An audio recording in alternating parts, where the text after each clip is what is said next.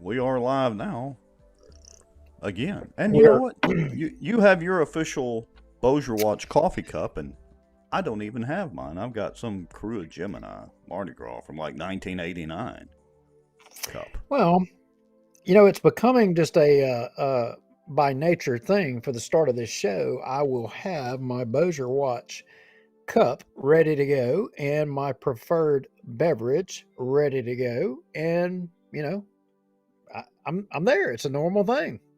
Yeah, and I need to start. I keep saying I'm going to do some bossierwatch hats and T-shirts. I did the cups. I did a couple of shirts, but they're not really cool stuff.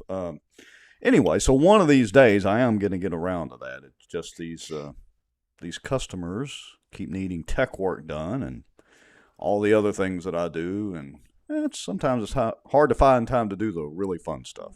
Well, that's right. And look, I mean, hey, we are facing a little censorship stuff.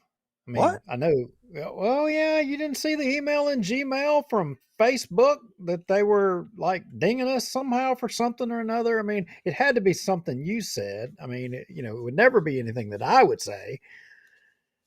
No, I didn't see that one, but I'm going to check it right now while we're waiting on everybody to join the show. Let's see, what are we up to? 20 people already. That's No- quick. 20 people in a minute and a half. Thank you, everybody. Well, hey, I got a cut shared up to you. I saw the funniest thing. Now I got to tell you, this was a PETA deal, and it was pretty dadgum funny. Let's see if I can swap screens. I gotta adjust my camera here. I'm kind of doing laid back mode tonight. All right, so yeah, tell the Well, viewers what's this PETA about. PETA puts this little post out, and they said the next time you think of eating a chicken, remember that they had a family just like you, and Right? that at Mr. Louis Vuitton replied, and I love it. He said, "This is why I order a family bucket at KFC. No one's left behind." That's funny. That is Oh, absolutely funny and absolutely y- true. you You know, know, I I think that's the thing that Facebook is like going after us on is stuff like that. I mean, do we is there free speech in this country anymore, or can we not have discussion on issues? If they agree well, with PETA, and I think you should get the whole family bucket. I mean, does that yeah, but qualify as censored stuff? well, I'm not really worried about that so much as if you look up the actual history of PETA and all that, it'll surprise you. Even people that are, pro pro PETA, I guess you would say, or whatever. If you really look up their history and some of the things that they've done in the more recent past, let's just say that they're not always on the side of the animals. Yeah, but that's right. But people watching our show and all of us, we all believe different things. We have different ideologies on subject matters. But I mean, this censorship thing and trying to steer people and steer what you believe, steer what you thought, shouldn't we all be able to just have a discussion and say whether or not, we should eat chicken or not eat chicken? Why is it that it's got to be controlled? Why do they have to control that? Well, I can answer that simply and answer it with a conservative answer because we don't control the platform. It's not our dollars.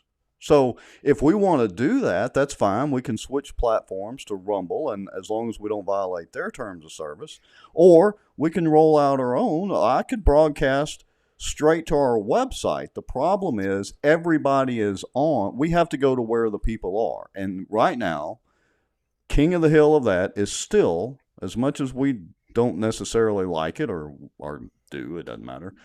King of the hill is still Facebook.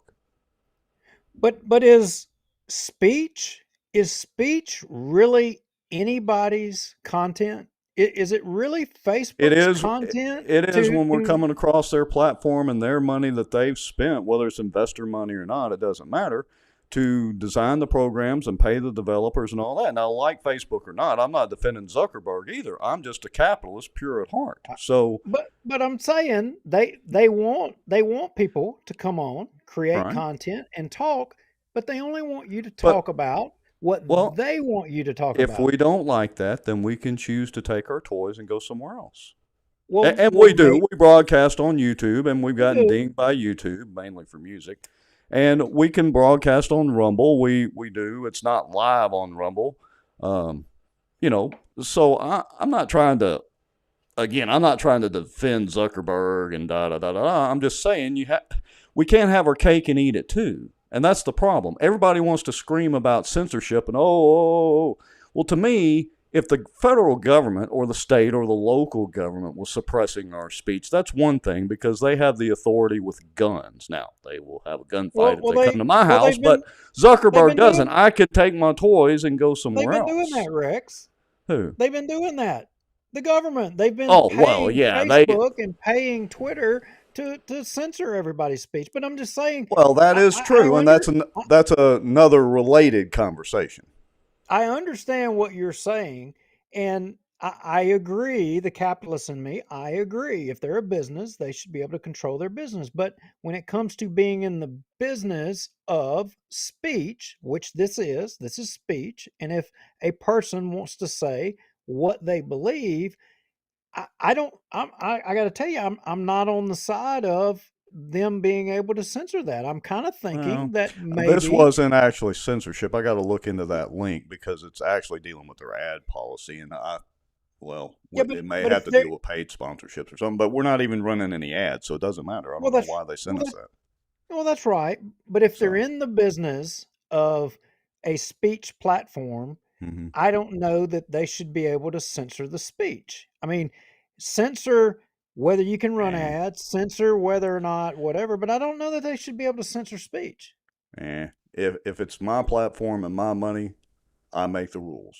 He who hath the gold maketh the rules. All right. Speaking of that, let's pay a few bills around here. So let's go ahead and let's do our countdown and intro and all that. That's going to take about 2.5 minutes. We got 40 people watching. We need to try to get our viewer numbers up. So we ask every one of you that during this little intermission for about 2.5 or 3 minutes, you share, tag, go get you some popcorn real quick, get you a stiff drink or whatever you want. I'm drinking iced tea. And we'll be back in about 3 minutes. How about that, dude? Let's do it. All right. They feel helpless. They don't feel heard. They have nowhere to turn. In all honesty, we try to lay low a little bit because of the fear that we would not be able to camp there. And I titled it A Shot Across the Bow of the Good Old Boy.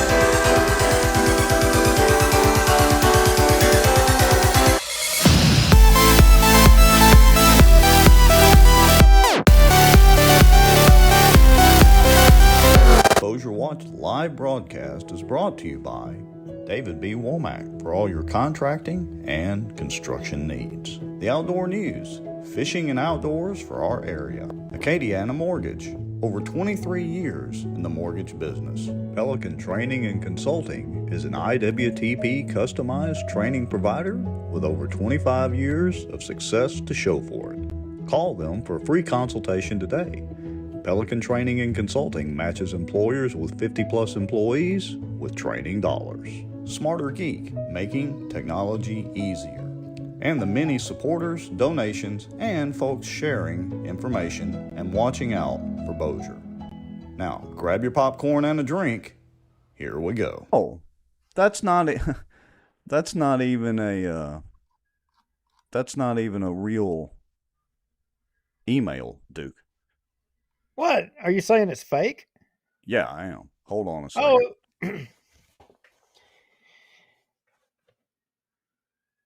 Okay, so let me see if I can zoom this up off the cuff. I run into this all the time. So this is the email that you're talking about. It says, Dear Meta user bossierwatch, some of the content on your page violates our terms and conditions. I mean, we're not advertising. Number one is the first clue. The second clue is, it wouldn't let me click and go to that link. And, I mean, you and I are both admins on the page, of course. But also, if you look up here, look at that reply address. That is not, I know it's hard to see on the screen, but that is not a legit Facebook email. So that's a scam. Well, I defer all of that to my tech compadre and I don't go any further than that. But I will say, I can tell you how to get censored if you want to. We can just ask a certain person named Carol Lowry how to do that as well. We can get it from the professional. But I shouldn't be scared to say the name of a former vice president's son who left a laptop in some computer guru's shop to be repaired that had stuff all on it that is said to be, a lot of damning stuff. I should be able to talk about that. I should be able to say it, Rex, without fear of us getting our show canceled. But wait a minute. I had one of our watchers and viewers call me yesterday. It was like a 2-hour marathon phone call, and I'm not gonna divulge who it was. Yeah. Oh, we were called bullies, commies, and associated with Hitler in a span of like 15 minutes of this phone call. All right, bullies and commies. I mean, I don't know which one of us would be the commie, but the bully, I mean, that's definitely you. You're the bully. But and not just did you say Hitler? Yeah, Hitler. Hitler was brought up in the in a span of 15 minutes. Did they say we were like Hitler Youth or something? No, like Hitler. Now, all right, so let me get on my soap. Let me get on my stuff. No, straight up said commie and Hitler. I mean, no allusion to it. I have these debates with liberal Democrats around Bossier and Shreveport all the time who accuse conservatives or limited government types of being brown shirts. That's always, they say, oh, if you're a mega Republican, you're a brown shirt. You're a brown shirt. I hear that all the time from liberal Democrats. Well, it's even, you're going to get a rise out of this. So I just changed and put the little pointy finger towards the topic that we're talking about. This person called us bullies, commies, and associated us with Hitler and the Germans because we've hurt Queen David's feelings, apparently. Oh, wait. It's being a bully for us to call David King is okay. King is okay, but we can't call him Queen. Well, why can we not have a queen? It's harmful and hurtful to his children, apparently, is the illusion that was made. So I'm Hitler if I equate him to be a queen and not a king. Yeah, I'm not kidding you at all. Now, this same person, though, I said, you know what? After this went on for an hour and a half, I said, I'll tell you what. I said, you're right. I'm going to turn over a new leaf because I just can't, yeah, I can't in good conscience continue to criticize people. So I'm no longer going to criticize Mike Johnson either, because that might be harmful to his children as well. Now, we never say anything about anybody's family. We've been very clear about that. We don't talk about families. We just talk about people specifically related to politics. All right. So wait a minute. I'm on a roll right now. You might have been getting a little carried away there a little bit. No, dude. You sure you wasn't caught up in the moment? No, I'm telling you verbatim. I took notes. Okay. So I'm going to tell you this too. So the deal is, if we quit calling out David and calling him King David or Queen David just to make political fun of him, well, we need to do the same thing and quit calling out Jerkovich and Mike Johnson and everybody else.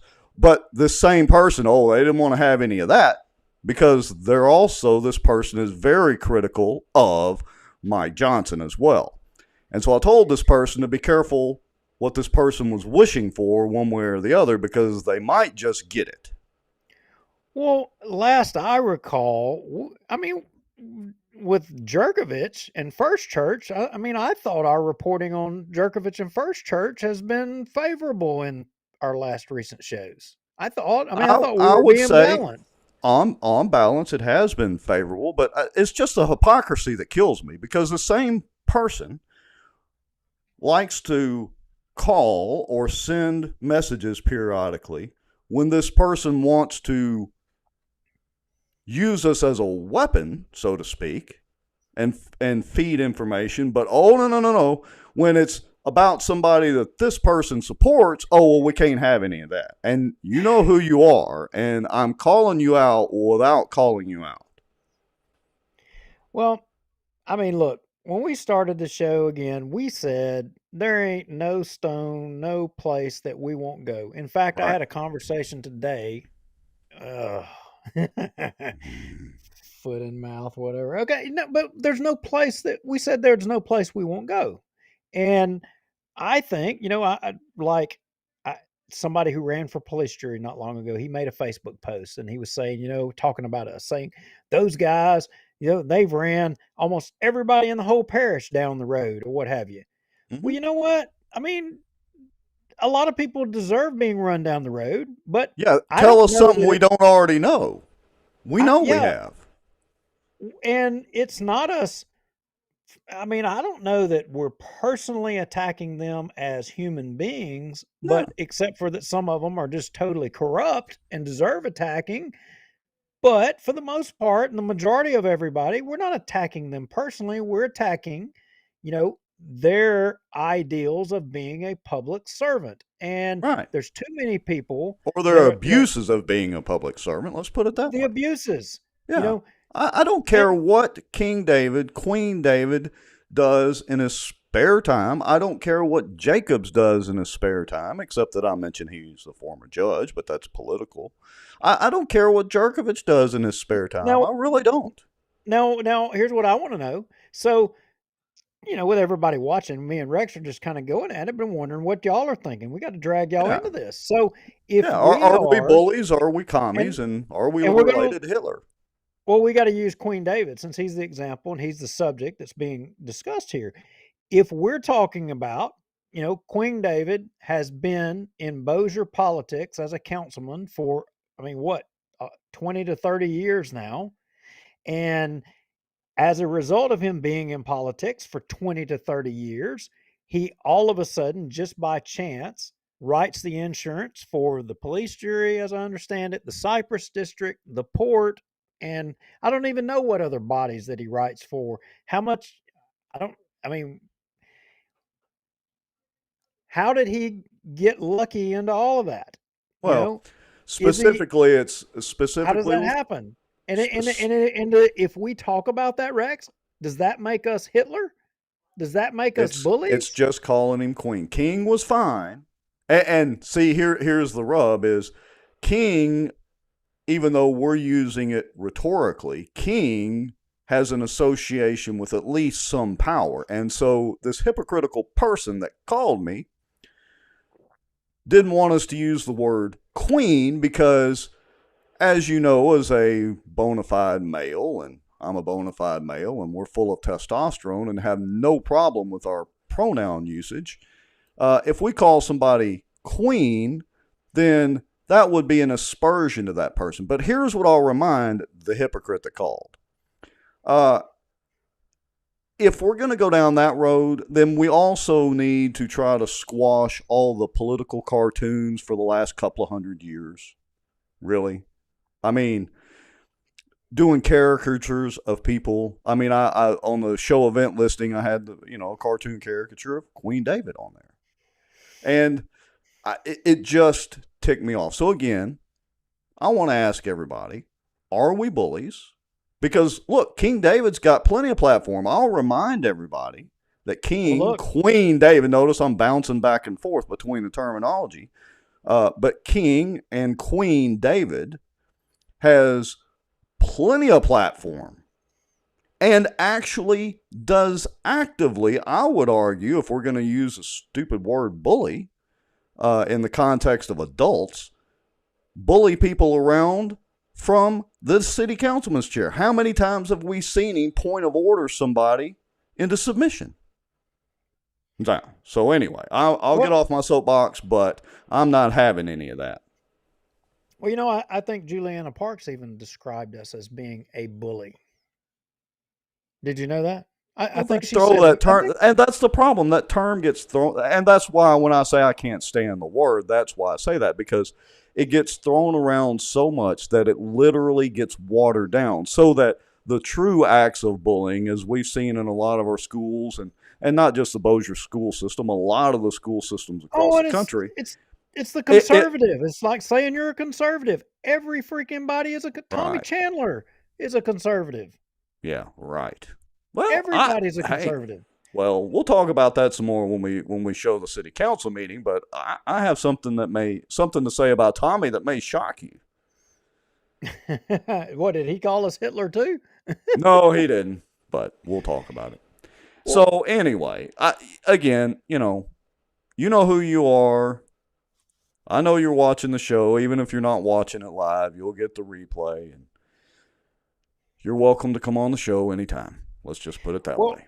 Well, I think, look, okay, me and you may disagree a little bit, Rex, but I think Facebook is censoring people. I mean, my wife, it's like once a week she's in Facebook jail because she tries. She's really good at it. She tries really hard. She is an expert. She is, but I'm just saying, on all the other platforms, they've done subscribe to the idea. You know what? Just let it all we are is the business to provide a platform to where people can give opinions, and we're not going to jump in there, and we're not going to play referee on it. We're just going to let it go. But Facebook is still doing the bidding of someone to say what's right and what's wrong on your opinion and trying to steer it. The truth is, though, as big a fan as I am of YouTube, YouTube still does that as well. Well, that's right. That's right. But not. I mean, they haven't, except for music or whatever. They haven't hit us on anything. I mean, we talk about the COVID stuff. We talk about that. They haven't hit us for that. We talk about Republican Democrat stuff. They haven't. They've let it go. That's all good to me, that you're not jumping in there. But if we use a song out of somebody that has a patent on it or patent infringement or whatever, I get that. I respect that. I do. Mm-hmm. But Facebook, if we talk about something politically that they don't like, they will cut us out. So again, we're capitalists. I'm saying to everybody, you need to try to wean yourself off Facebook. And I think people, if you like our content and you want to hear more about what goes on in your local politics, you should consider and expand your horizon and start trying to watch us through YouTube or even Rumble. Try to start watching us on those platforms. And Facebook, that's how they get the message. You stop using them and you stop doing it, they're going to stop doing what they're doing because they realize there's a cause and effect. Right? Yeah, that's true, and I wouldn't argue that at all because, with the YouTube platform, Facebook's made it exceedingly difficult for people to watch content without signing in your account because they want to track you and know what you're doing and all that. And, it's part of it. You actually are aware of that because you agree to those terms of service that nobody reads. At least with YouTube, although Google's arguably tracking you if you're signed into your Gmail or Google account or anything like that, but at least with YouTube, I can go and do, an alternative browser in private or incognito mode, and I can watch the YouTube version of the show without Google tracking me, without having to sign into an account. Now, there will be some ads surrounding it because we're not monetized. Well, anyway, that's a whole other story, but so at least with YouTube, we're able to do that, or viewers are able to do that. So from that perspective, yeah, I encourage everybody to go to YouTube because we're going to publish on both platforms as long as they'll let us. Yeah, exactly. And so anyway, we've beat that to a pulp, and I'm sorry, it's my fault. I keep getting off on that. But No, I'm the one that got on my soapbox, but I can't stand hypocrisy. well, so tonight's show, guys, there's some of the local politics, there seemed to be some big kerfuffle on Swan Lake Road today with a red light down there, and we're Yeah, I going to heard cover of this. that. Right. Yeah. And are we going to go down the Cypress District path a little bit? Maybe some of it. No, are we going to go down the path that leads to a front end loader and backhoe? We can, public resources being used, potentially against the law. Yeah, this same person that called me was also clueless and thought that the Cypress District issue was just about the watered down legislation that Doty tried to pass. And I give Doty full credit for at least putting the legislation forward. I'm not faulting her really because the legislation got watered down by the lobbyist. Oh, okay. Wait a minute. See, you're jumping off into some I'm way off. stuff. I wasn't going there. Well, No. here's what I would ask everybody watching the show: Do y'all want to see some illegal activity tonight? Do you want to see video? That sounds interesting. I'm intrigued. I'm just wondering if the people watching our show, if y'all care to see something, at least is allegedly against the law. I mean, speak up in the comments. Let us know if you want to see it. Maybe we'll show it tonight. I mean, but hey, also, I hear it is just a Tahoe frenzy in Bossier City. I mean, it's just everybody down. I've heard this too. What is going on? I mean, is there like some deal with General Motors or Chevrolet or, well, the same company that we don't know about? What's the deal? I think everybody is jockeying for a Tahoe. Literally, they're jockeying for who gets the new Tahoe and then who gets the leftover Tahoes. That's what I think this. It's going nuts. It's a Tahoe frenzy in Bossier City. Well, that should be interesting. Maybe we'll have to call out all the Tahoe people. Yeah. Well, Michael Ferris says Rex is wide open this evening. Oh yeah, it's going to be hard to keep up with him, Michael Ferris. I'm going to tell you. Filter is almost removed. I'm still trying to play nicely in the sandbox, but my limit is about hit. Let's put it that way. All right, anyway. Off my soapbox again, so. And there was a Bossier City Council meeting today, and yes, I would say, and it was a doozy. Yeah, there were shots fired down there, and we're going to cover that. So. All right, well, what do we want to hit first? Shall we show the illegal stuff first? No, we can't do that. We have to drag that all the way out to the end and make these folks sit here for 2 to 3 hours and watch us dribble on about other stuff in the city before we show them the goods. Yeah, okay. We want to see. We want to see what their tolerance is, for watching the show. Yeah, for watching the show. Yeah. Oh, Swan Lake Road. I coined it the Swan Lake Road Mutiny. The Swan Lake Road Mutiny. So what's the setup here? I know they've been working on, the Swan Lake interchange right there by, what is that called? Innovation Drive or whatever that road is. And I use it all the time, as a matter of fact, but, and 220. So they've been working on that, but what's the deal with it today? Well, Rex, I want to take you and all of our viewers back on a walk down memory lane. Remember me complaining about Benton Road and because the bridge was out and having to drive through Benton? You remember everybody was like, you know what? You need to get some cheese to go with that wine. And in Mhm. fact, I remember my co-host here taking the initiative to educate me on the zipper method. Remember that?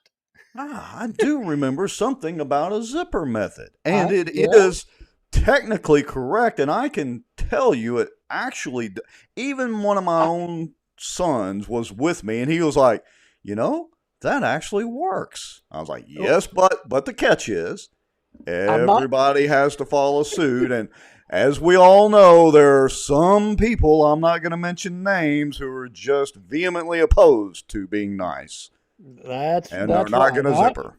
I'm not contending that you were wrong because you were absolutely right. But the thing that I do remember was everybody was like, you know what? We need to get him and all the rest of them people that are all aggrieved of having to drive around because the bridge is out. We need to get them some cheese to go with that wine.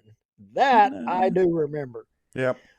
But as fate would have it, the shoe bees on the other foots now. Oh, really? Because this morning on Swan Lake Road, apparently that little red light that they put in right there at Innovation in Swan Lake, it had traffic backed up almost all the way to the Lakewood, entrance there back on Swan Lake. Had it backed up That's a almost all the pretty way there. good That's what I heard. ways. That's That's a what I pretty good heard. ways. Wow. And people were wound up. Hmm. Well, And they should and have left earlier for work. well, if you'll go to cut one That's and mean to say, I know.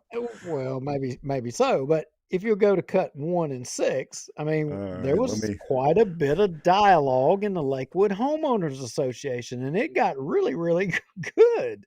All right, let me see if I can get this pulled up here. Let's see. We need to do that. I need to get that out of there. Need to Some go. Oh, I need to somebody said adjust this somebody camera. said they were too, the parish is too busy working on tennis courts and walking paths to adequately address that down there, as it Yeah, wouldn't have been a problem. yeah. Good point. Okay, so this is the Lakewood private Facebook group. That's So, right. were you trolling or were you lurking? I should say lurking in the Lakewood group. Well, I was neither. I'm not a member of the Lakewood group, but Okay. as fate would have it, there are people who are members of the Lakewood group that, feel inclined to share what's going on the Lakewood group. So if you go to the next slide, you'll see some of the dialogue that was taking place, and we'll scroll through these a little bit. Yeah. So this is from. Let me. I'm just gonna set this over here, and we'll leave it kind of over there. All right. Now. Yeah, All so the first right. person there is down a little bit. Who do we need to reach out to discuss the nightmare of the Swan Lake Road light this morning?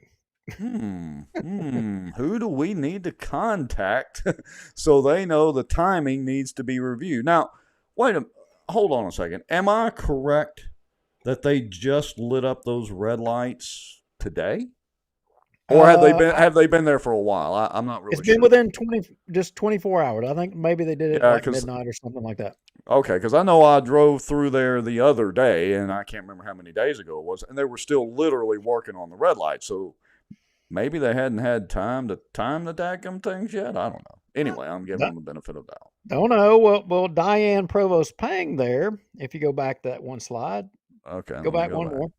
Diane Oh, Prang, this was the interesting point. Diane Prang says, Allison, uh, I can't pronounce her last name. I'm sorry. Juliana Parks, she is the one who championed for that light, my coworker said. She has already blasted an email to her office this morning. well, it's nice to know we have a Julian for a police juror now, but that's okay. It's a So cross. It's a cross between the good sheriff and the police juror. It's Juliana, but anyway, they pointed out that's right. Juliana Parks's light that she Mm-hmm. was fighting to get that light or what have you. Maybe that I don't know. Go to the next slide. Okay, let me see if let's see. That would be that one there. All right, so I'm gonna. So Okay, here we go. a lot of people were saying, "Oh, it's some big accident that's what's caused it." In fact, even in the city council meeting in Bossier today, They talked about it. you had the man shack, engineer extraordinaire saying, "Oh, well, it's a car wreck on an airline in Swan Lake, backed traffic up all the way up there." That yeah. Anyway, well, this lady says, I never saw any accident. Just the traffic trying to get through the light. Took me 30 minutes from Duckwater Landing to get through the light. I reached Right. out to Juliana Parks and the city of Bossier. I was livid. I don't go Airline or Benton Road anymore because of the horrible traffic. And until today, Swan Lake to I-20 was pretty smooth sailing. Well, you know what the amazing thing is I know these posts say 23 minutes and 55 minutes and just now. I'll assume that these were, taken earlier today. But the amazing thing is now we have social media and you can literally be trapped at that red light and posting this. Now just think about that concept. That's true. And voicing your opinion, whether it's right or wrong, and I'm not trying to say that, this situation went bad, but apparently it was a wreck that caused an overflow of traffic there. And it bottlenecked. Well, go to the next slide and then we'll kind of move on and get through this pretty quick. But, the point was made, people started reaching out to, Juliana Parks. Right. And as well they should. That's, if that's your police juror. Yeah, scroll down or roll that up just a little bit. Let's see here. No, go to the next one. All right. Yeah, that one was cut 4. Let me switch to cut 5. There was one comment in here that really jumped out at me. Surely our police jury rep can address us. Yeah, that was the one, and then keeps going. And somebody again says there was an accident on Airline at Wimple at 7:30, and then another person says no accident in sight. The light is the culprit. Right. Keep going to the next one. All right. It's that blasted light. It's got to be. All right. Oh, wait. We got to reroute W.T. Lewis now. Yep. Keep going. All Cops right. over there waving cars. No, that's not it. Was that the last one? Yes. Well, that was cut 6, so I assume that's the last one. That was the last one. Well, as the story goes, it was reported that Juliana Parks, put out a statement or responded to somebody's query on the subject, and she said that's not her district. And that's an interesting response. Wow. That's an amazing response because I remember us talking about that, and I have a link in the notes here, specifically where at one time that was her district. Well, not just that. I would like to remind all of our city councilmen and police jurors and other elected officials, and maybe I'm wrong. Maybe somebody can correct me in the comments. Maybe I'm wrong for once in a while. Is there any law that says once you're an elected official of, whatever district or whatever area it may be, that you are to only represent those people? Now, wait a minute, Adolph. Hold up. You and I had this debate before, and you took the side of Juliana. You agreed with her. Wait, I did? I had to been being facetious. No, sir. Being facetious. No, sorry, Bob. If you'll pull that link up, you're going to remember it just like you were a member of the SS. You're going to remember it. Wait a minute. Hold on a second. Let me find this link that you're talking about here. The bully that you are, you're going to be like, oh, deja vu. All right, hold on. I found it. I got to get it copied and pasted over because I'm not quite ready for this. But let's see. Hold on. Well, if I'd have known that, I'd have just went ahead and pulled it up and shared my screen. Oh, that's okay. Hold on. See, I got to be a better compadre here and help out. I'm sorry, folks. I'm slacking. I really am. Here we go. Let's see. Let me see how I want to do this. Share my screen. Yeah, let's do it that way. Oh, okay. Is that what you wanted? Well, that's the cut of the district. And if you blow that thing up and you scroll down real small in that bottom little corner right there where 220 is, and you see there everything above I-220, which is that line right across the middle there, blue, your cursor, straight left, straight across, right there, 220. Yep. That's showing up as her district. Mm-hmm. I mean, and I think Innovation Drive and that red light is north of there. So, yeah, that is, in fact, her district. Oh, it is her current district, right? Correct. Okay. Correct. So, gotta see here. Did you But pull up? Yes, you did. Huh. Okay, I may have made a mistake in the notes. Well, the well, cut. so I want to know how, since my new name is Adolf, I want to know how I supported Juliana. You've got me Well, really intrigued now. I'm fixing to call your hand on that. well, if you will go back through, remember during the campaign when she was running against Mindy Wardlow, and Mm-hmm. remember at WT Lewis and Innovation Drive, Mm-hmm. she was out there every morning helping the SRO direct traffic. Traffic was Right. backed up, and she was Yeah. out during the Oh, yeah. campaign Right. helping direct traffic. Right. It was her district then during the campaign, but now that she's Right. elected and you got a traffic Eh, issue at the Innovation little Drive, people, the peasants, it- but you said you agreed with her about the need, and I mean back then you agreed with her agree with her about what? I mean, about being and you may be right. about being an elected official and getting out there and directing traffic, and she was helping out. I I mean, it agree wasn't that no she should bad help thing. out. Yeah. Yeah, with Yeah. that. Oh, okay. I thought you meant I agree with her that she should only represent her core No, no, constituents. no, Oh, no. see, No, you you were. almost had me on See, my soapbox I again. know. I was leading you right up to the I was edge, getting ready and to draw the I know you guns. were. I know you were. And see, you got to be careful because see, I'm tricky like that. But Adolf, look, where was she today? Where Well, she wasn't helping direct traffic today, it, now was she? Because it it didn't do her wasn't. any good It politically. wasn't her district today. So all you folks out there, I mean, look, I'm sorry. You know what we're told is her claim is that wasn't her district. So But it was during election time, but it's not now. but as Kaylee Larkin points out, did she get a Tahoe for that? Well, I mean, she was endorsed by Tahoe Tommy.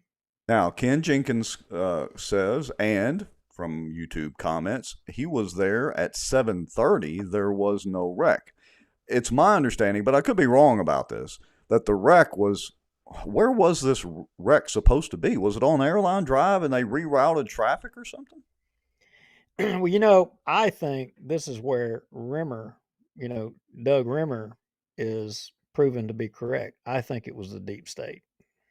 The deep state. Well, if we'd have just had the tax increase that Rimmer wanted, we could have avoided all this. I All mean, right, look, so Kaylee Ruttenbuck at the Larkin. Ruttenbuck at the Kaylee Larkin got a hold. Ruttenbuck at the city council meeting said today they were manually controlling the light. Yeah, he did say that. We're going to play that, He folks. said So that. all of you that are pissed off about the red light situation, you need to listen to Ruttenbuck. Kaylee Larkin also says the wreck was airline in Wimple and was moved to the gas station as soon as the last ambulance left. Anybody else have any details on this?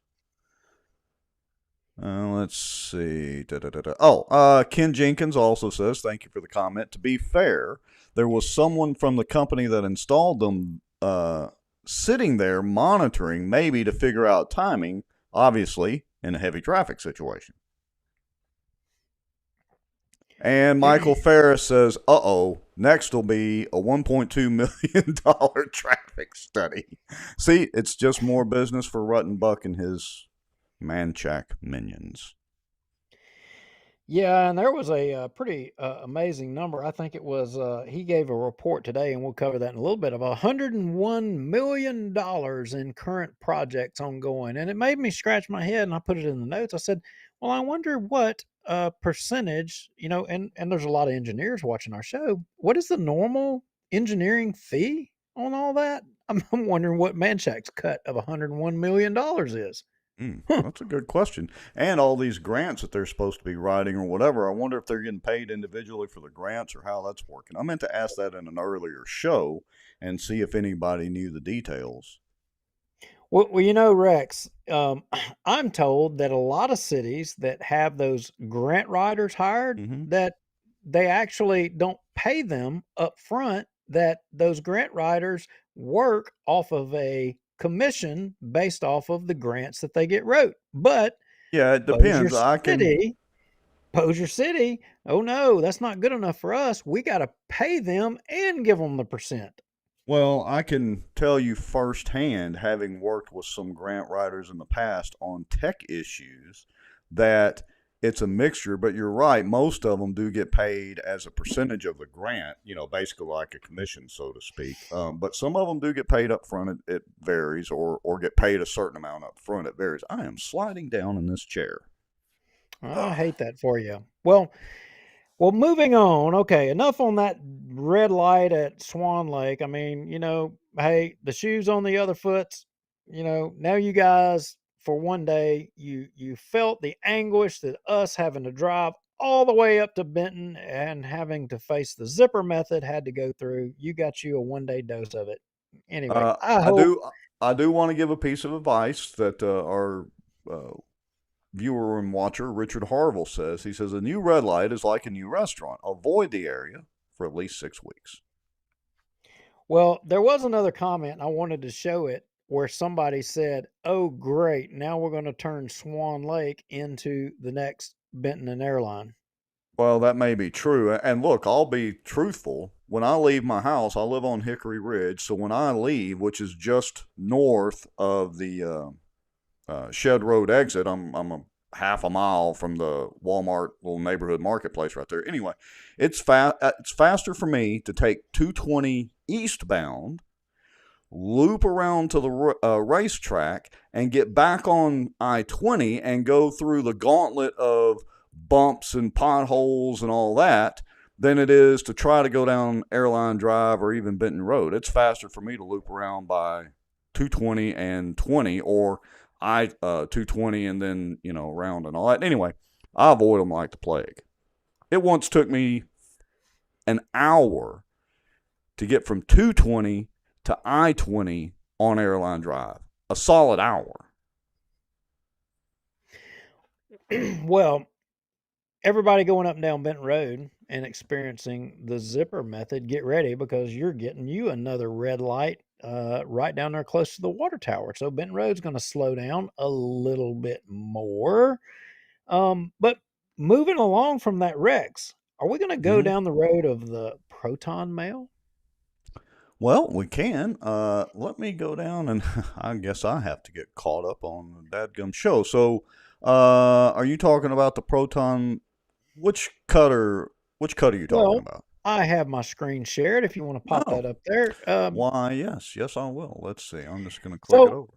Last week we talked about, and I can't make it small. Well, hold on. I can do that a little better. Wait. Okay. Let me do this. Can't get it there. Anyway, that's it. That's good enough. Yeah. So, as you know, we reported extensively on what took place with the PEC, and Right. we played some of the audio and what? Well, I don't have the date in front of me. I didn't write that down, but someone sent us an email, and this was what they sent us. And I think they sent this to us like a day or so before the PEC. Actually, we took the action that we did on term limits. And the interesting thing is, there's what they said. A Republican PEC so ignorant that even when their mayoral candidate promised to invert term limits, promised to have a new Bossier City charter to balance the budget, and to cut out the good old boy clandestine meetups, the Republican PEC dumbasks continue to support the liar, pants on fire mayor. Imagine that. Well, imagine that. Considering they're all part of the same group. Well, not all the PEC members. Let me clarify, because you're obviously on the PEC and some other folks. Well, I wonder whoever sent this meme, it was in an email that sent us this to us. I wonder if they think, as a result of our action of that meeting, if they feel the same way. I will say, and I think I said this in the show where we talked about the term limits and the press release from the PEC and the vote of the PEC. To quote somebody famous who told somebody else, well, famous around these parts anyway, the PEC is becoming irrelevant. That was a couple of years ago. I see that vote on supporting term limits and bringing the issue to light in the press as bringing the PEC back to relevancy. Because let's face it, in the last year, you guys, and I'm a former PEC member, but you guys now haven't been able to accomplish much. No, and it's moving in the right direction. There's been a lot of things happened, and I would say that a lot of eyes have been opened, and now things are going to be kind of moving in the right direction. I'm thinking. So, you know, I think part of this originated because we did a show and we were talking about how uh, we needed to make a team of people to do public information requests, and we were going to crowdsource, remember? And we got a Right. lot of response from folks. Yes, And we to did. those of you that responded, we have you. I'm going to say it this way: in our queue, we have Hmm. your name. We have you as a volunteer to do that, and we are going to uh, activate you. Yes. We're going to activate you. It's going to happen. Just be patient with us. Yeah. But as Just because we haven't responded or acknowledged necessarily yet, don't lose hope. We're getting to it. but as a result, I think, Rex, of that conversation, we started getting responses, that we were kind of complaining about. We started getting some responses to some of our public information requests. Was that because of, our dialogue that we were having with you guys about, crowdsourcing with all of you about public information requests? I Hmm. don't know. My gut says that it was because of that. I think it was. Well, it could have been. And let me also say this, just circling back to my soapbox for just half a minute. Uh, this same person also mentioned term limits and that, this person wasn't necessarily for term limits, blah, blah, blah. So I just want to throw that out there that, not everybody and not even some people who claim to be conservatives are necessarily for term limits. They think that people ought to just build up whatever bureaucracy they want to build. That's right. Well, so there were quite a few other proton mails. This one meme was just kind of funny. It was kind of, I don't. Maybe they knew what was going down. Maybe they didn't. Maybe whatever. But they sent this, and then there was some action happen. Um, we've gotten some other proton email, and one of them specifically was about a deputy chief with the Bossier City Police Department. We didn't at the start of the show, we didn't talk about that. We didn't mention that we were going to say anything about that. So you guys, if you know some Bossier City Police, you might say, "Hey, they're talking about Bossier City Police again." Mm-hmm. They kind of hadn't been in the news lately, but Right? as it would turn out, in the proton mail, we got an email that was giving us the story on a deputy chief, down there at the police department that is currently on administrative leave. Mm-hmm. And the the point to this is that, that deputy chief was apparently a pro Chris Estes guy. Mm-hmm. And now, interestingly, he's on administrative leave for policy violation. So I wonder what the is the policy violation could be. is the headhunting now happening in Bossier? Is that what's happening?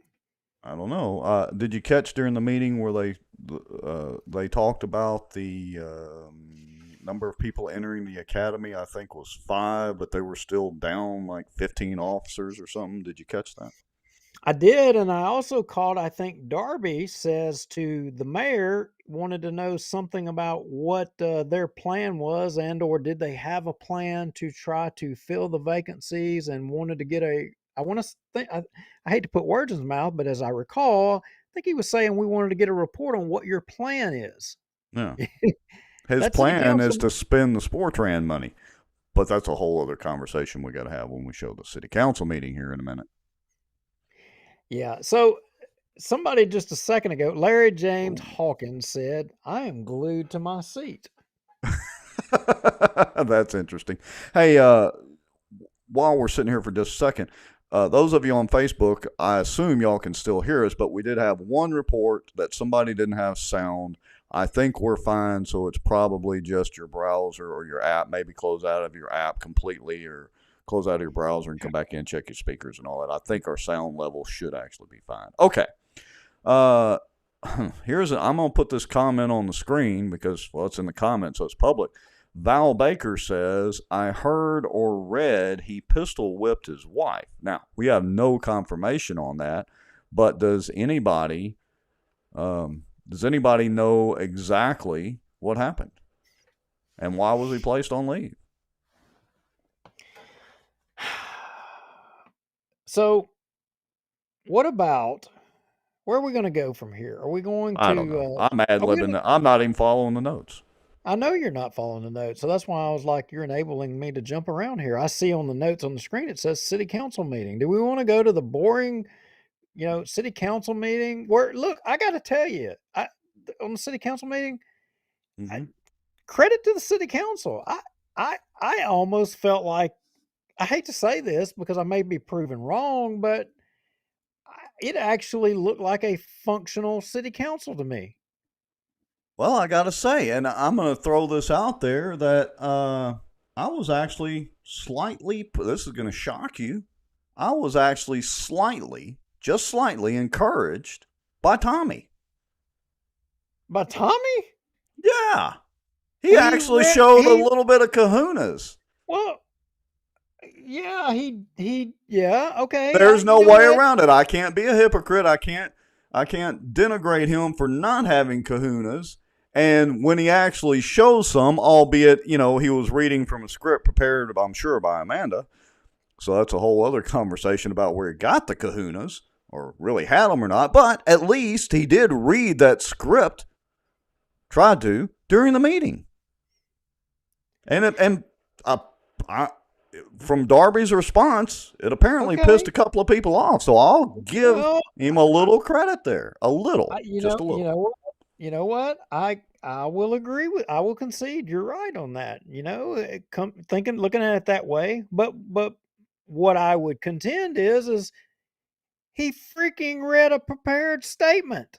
Well, yeah, but look, it's either him butcher and when he tries to talk off the cuff, or it's him butcher a prepared statement. At least butchering a prepared statement, he got it mostly okay.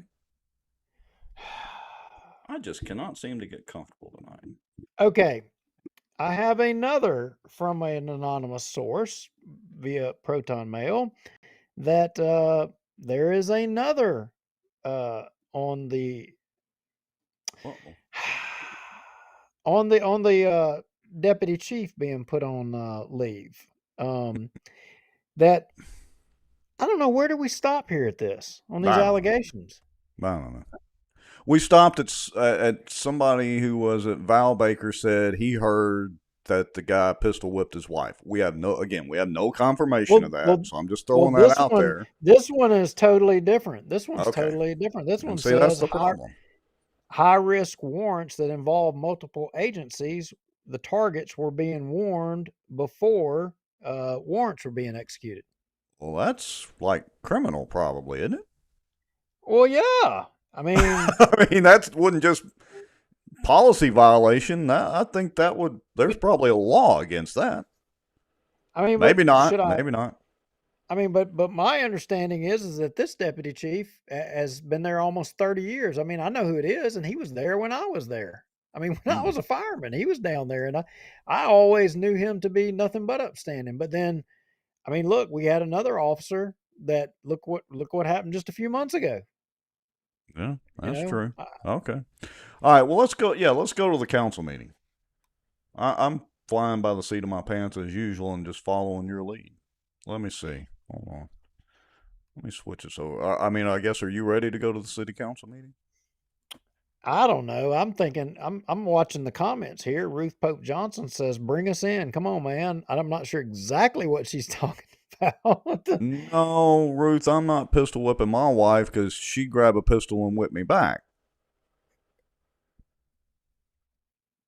Kaylee Larkin says, hence the feds rolling through a few months ago. I don't know. Kahunas or cojones, Michael Ferris asked. It could go either way. Well, the council meeting is going to be extremely boring. I say let's get through it. Unless, what else do you want to talk about? Let's sit here and we'll figure it out for about 30 seconds. Let's figure out what we want to do and have a plan and execute the plan. Look, there is some really good stuff in the council meeting, some humdingers. In fact, Right. my notes that I put in the notes, I put shots fired. So there was shots fired at Bossier City Council. Hmm.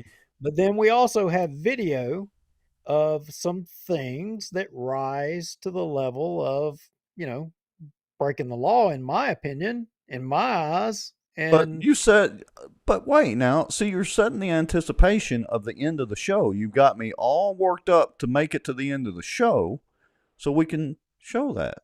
but I don't know, You're killing me, Smalls. is all of these people going to hang with us to the end to see it, or are they Well, going to bail on us when we bore them with the council meeting? if they want to hang with us and see, I mean, and look, it's not like, somebody's out there pistol whipping their wife illegal, but it is an illegal act. Without a doubt. Well, yeah, pretty sure it is. Let's put it that way. Okay, let's go to the Let- council meeting then. Let's Fine. go to You the talked me council into meeting. it. Let's go to the council meeting. Let me see if I can get this ginned up like it's supposed to. Okay. Bossier City Council meeting January 24th. All right. You should be able Yep. let's just you want to start with the opening of the sealed bids? Nah, not really. I mean, there were 300 there was 4 bids. One was 294,000, one was 289,000, one was 324,000, and one was 331,000 to erect this statue, monument, whatever it is, for Walter O'Bigby in the carriageway. I would argue is a stupid expense of money. So here's the debate. All of you watching, I mean, do y'all think we should be erecting monuments to historical figures of Bossier? And I would argue that in this case, it's a historical figure and one who I would argue did good. I got to tell you, some of the things that this individual that they're proposing to make a statue to, they did some really good things for the state in the legislature, arguably some of the most important things that may have saved this state in some senses. So I respect I respect this person.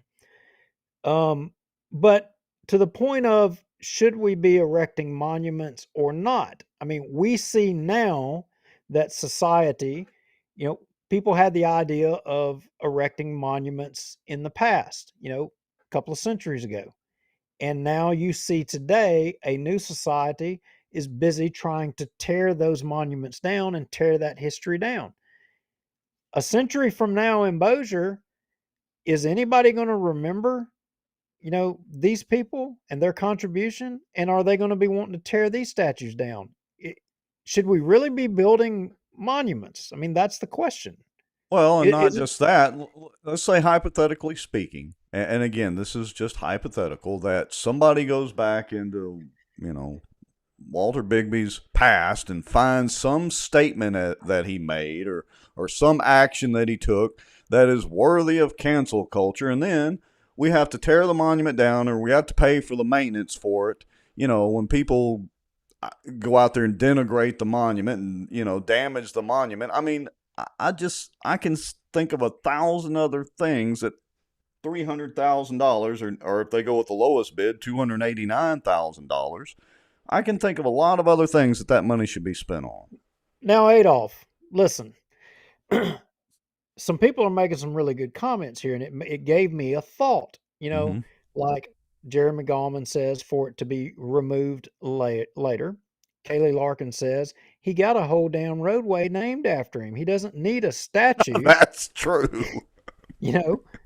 Julie Ferris says they got roundabouts. And then Ruth Pope Johnson, isn't the parkway named after him? Well, wait, our good friend Barry Butler from the Butler Report, he brings up a good point. And I have no idea, but did the family own slaves in the past? Did any of the relatives of the family own slaves in the past? That's going to get out the cancel culture. But look, I want to go back, Rex. You started the show talking about a subject matter and hypocrisy and all those things. I'm just wondering, look, a lot of people before all of us were born, a lot of you may have been residents of Bossier. You may have been. I was born in Bossier Medical Center, right there off Shed Road and Airline. That's where I was born. Hmm. I'm a Bossier guy. Rex, I know you wouldn't. A lot of our viewers may not have been, but if you were, to the people that came before us in Bossier, I mean, since they were before us in Bossier, what do we owe them? What do we, since they, you know, developed a Benton Road, since they developed the airline drive, since they developed the But wait a infrastructure, minute. or What did they I'm develop it just saying. with? Well, but I'm not What getting did to that they point. develop it with? What are the limits of what the future owes the past? Uh, and look, there are going to be people who may Are go we back and pull up a Facebook post I made in defense of not pulling down the existing monuments, like the one over in okay? Let me. Caddo. And look, by the way, and I've said this before on the show, and I'll say it again. There's a monument sitting up there at the Bossier Parish Courthouse, and I'm surprised the cancel culture hasn't got in on that one. But Okay, well, I'm just saying. I'm trying to make a point here, and I'm not okay, articulating it correctly. I'm not. okay. I'm asking, if you were in public service or you served before anybody else came along, if you did some good, does that entitle you to, and you and your offspring, to spoils in the future? No, Does not in my does it? opinion. I'll answer it right off the bat. Nope. Well, does Because everybody watching this show, do y'all believe that? Do you think that because this if you had a family member, this is a bad example. This is a bad I've got a look. good example to use. This mystery caller, well, it's not a mystery to me, but this mystery caller used that in defense of Queen David. Well, because David's family has been so good and built so much, of Bossier and blah, blah, blah, blah, put my hip waders on, that we should cut Queen David some slack. It's the same It argument is you're trying to make. well, And I know it's you're just presenting it out there. I'm not saying you're supporting it, but I'm. well. Here's the thing, because I'm thinking in my mind, I'm trying to think how to say it here. Okay, my grandfather was in the Hell on Wheels division with Patton in World War Mhm. II. Right. Does that entitle me? Does that entitle me to anything? Well, Being that his offspring? if it Does that does, it would make you entitled. am I due reparations or something? Well, you can But always if ask. The answer might be no. but if I was a legislator in the past and I was responsible for some significant legislation that arguably shaped and benefited the state of Louisiana, maybe more so than any other policy thing that came across, does that entitle me and my family to any, you know, benefit in the future? Does it? You know my answer, so we'll let everybody comment and see what you think. See what the viewers I, think. yeah, I And I don't know think you're so. speaking hypothetically, so I get it. So I would say that obviously my opinion is no, they don't. So I mean, of course, from that perspective, now if this person or family had built the parkway or the extension with their own personal money, absolutely they can have it named after them. If Walt Bigby Jr. wants to come out of his pocket, or maybe he can call Lee Ayers and get Lee Ayers to donate some money that they made off the Cypress District, if he wants to pay out of his pocket to build this statue and monument and name it after Walt or Walter O. Bigby, go right ahead. Well, I'm not. I mean, since we've thrown some names out there, I'm not taking anything away from the contribution that Walt Bigby made. I'm not. I mean, Sure, I because the I man agree. deserves respect, and he does. Hat Right. tip. I mean, he did really great. But I can tell you, the stuff that I did as a fireman, and the stuff that I know firemen and policemen that have done, we don't want any respect for that. We don't desire to have a statue after us. I mean, no. That that's what public service is about. You don't seek recognition for those things. Yeah, he's not here anymore. He's passed or what have you, but the parkway is named after him, and this effort to put a statue, I mean, Well, we're in tough times. I don't know that statues are the appropriate thing to be doing here. And when we get to the Cypress district here in just a minute, I mean, I'm wondering what Walt Bigby would say. What would he say about what has went on? What would he say about the people that are heralding that we need to have a statue? I, I don't know. I think he would be I think he would agree with us and the people watching the show. I never met the man, don't even know him, don't know anything about him. I think he would agree with us. I do. Maybe so. I obviously don't know him, and honestly, I don't know a lot of his history and the things that he accomplished. But I agree. Who made that? Yeah, with Ruth Pope Johnston, who says it's just a knee-jerk reaction to spend $300,000 on a statue. Ask yourself who benefits. It's not the family. All right, so let's go ahead and let's play the comments from Alice Boyer, because she had some great comments over the motion to spend the money, or the opening of the bids, rather. Let me rephrase that. What do you say we go ahead and play that? Yes. All right, here we go. My name is Alice Boyer. My address is 5041 Highway 80 in Houghton. I'm coming to speak in opposition to this statue. On this bid that we just did? Well, actually to the statue itself. Is that possible? Okay. Of the bidding process you're talking about? No, What about statute the are you- actual statue itself. What statute is that? Aren't these bids for the statue, The monument. the monument? Okay, go. Yeah, go ahead, ma'am.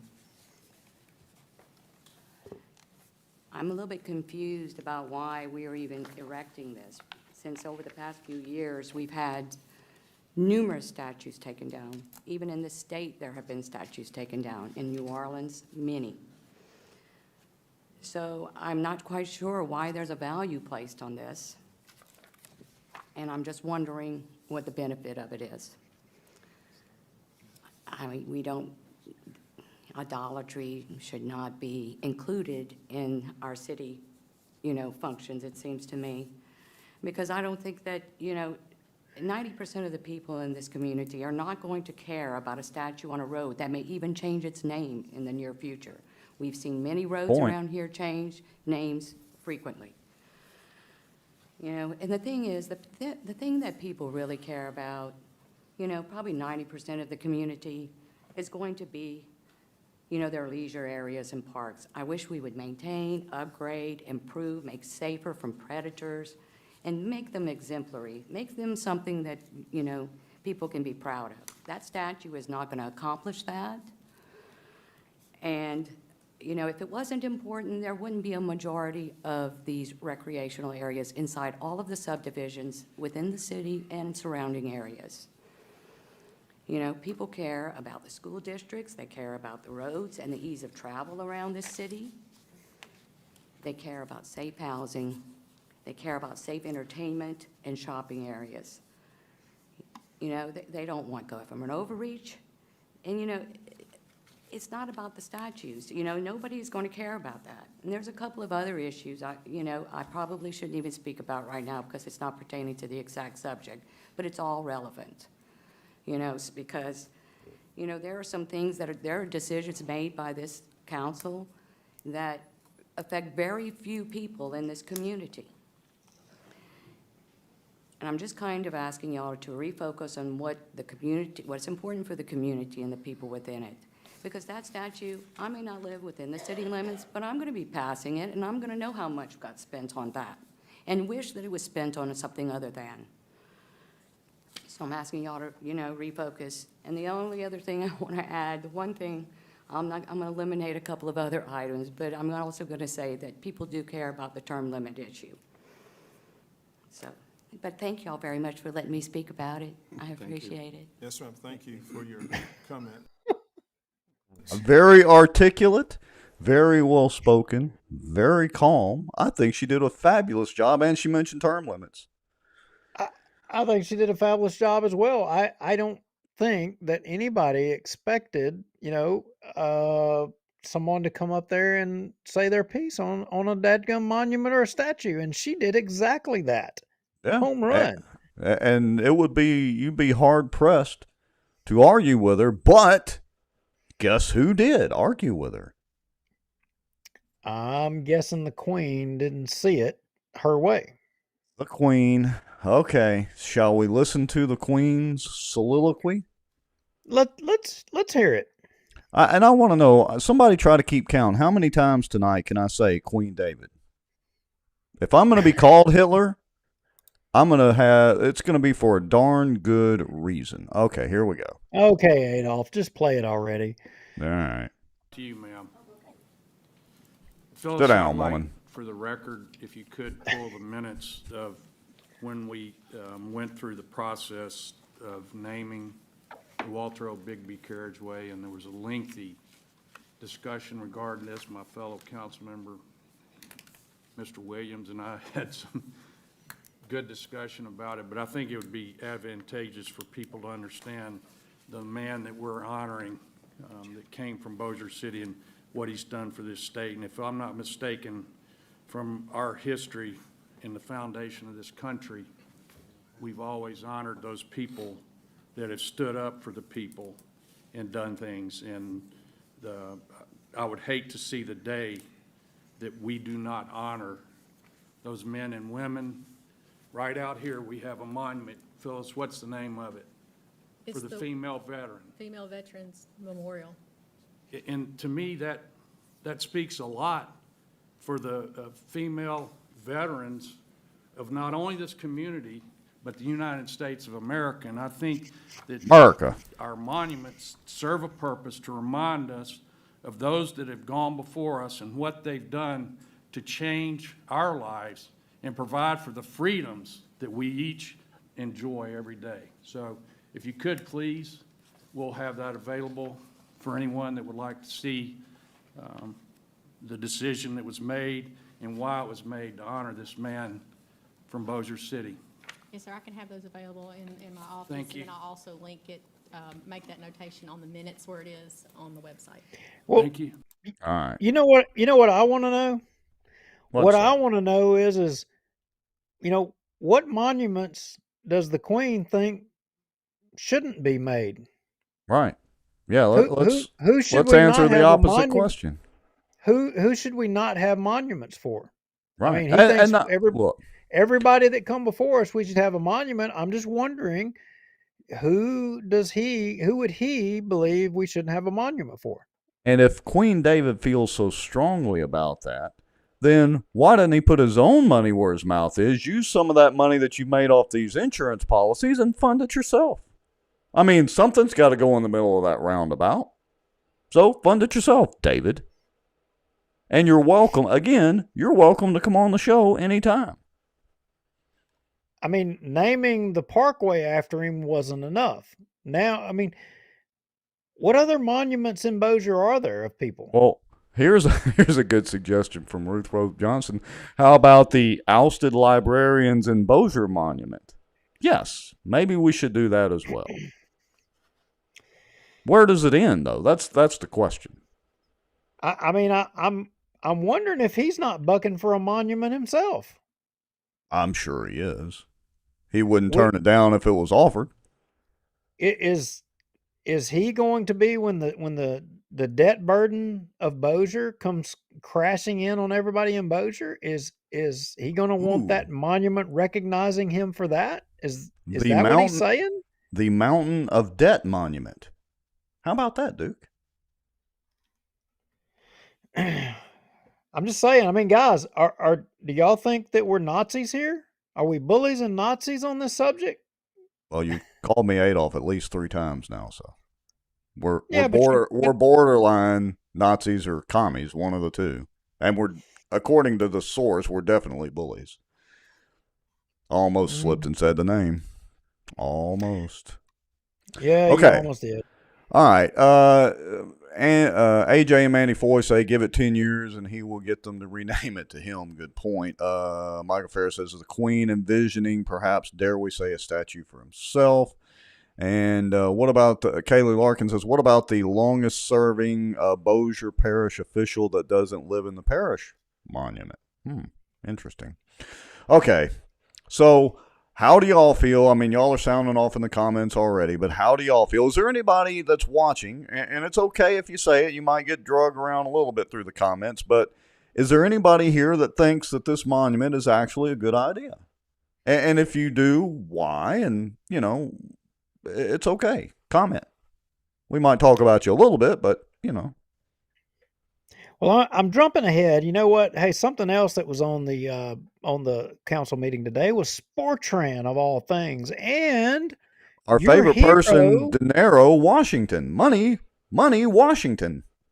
Yeah, that's right, but he had some allies today, Rex, and you were heralding one of them earlier as, you know, having finally stepped up and uh I don't know, showed some backbone maybe. Well, he actually kind of, I hate to say it, but he didn't outmaneuver. He just at least attempted a little political maneuvering. Granted, I'm sure, had to have Amanda to help him, or maybe he called his political advisor to help him out. Anyway, so, you know, at least he got to stand on his own feet for just a second with a little help. Well, let's listen to what he had to say. What do you Okay, think? you going to cue it up or you want me to bring it up? Here we go. All right, go ahead. All right. I just want to state some things. I would like to take a moment to address the budget item since I've been approached and asked for my thoughts. I campaign on running the city like a business, and I'd like to state for the record that while I'm open to renegotiating this contract, I do not agree with the timing of this decision. We are less than 1 month into our current year's budget. The city council has the authority to reduce the Sportran's budget via ordinance. If the budget amendment is adopted, it would increase the city's general fund balance by $400,000. If this passes, I propose those dollars are used to hire additional Bossier City police officers, as safety is one of my top priorities. And I know important safety I know how important it is, safety is to our citizens.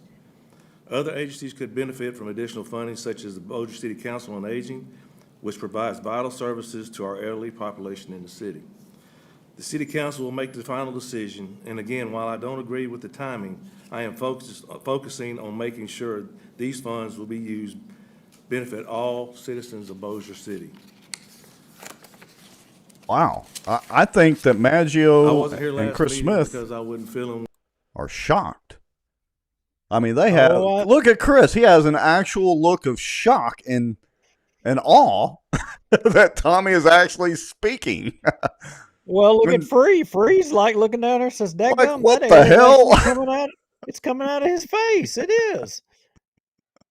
Hang on, let him finish. Let him finish. All right. Here But I we go. watched the meeting and heard a council member state that there were budget concerns.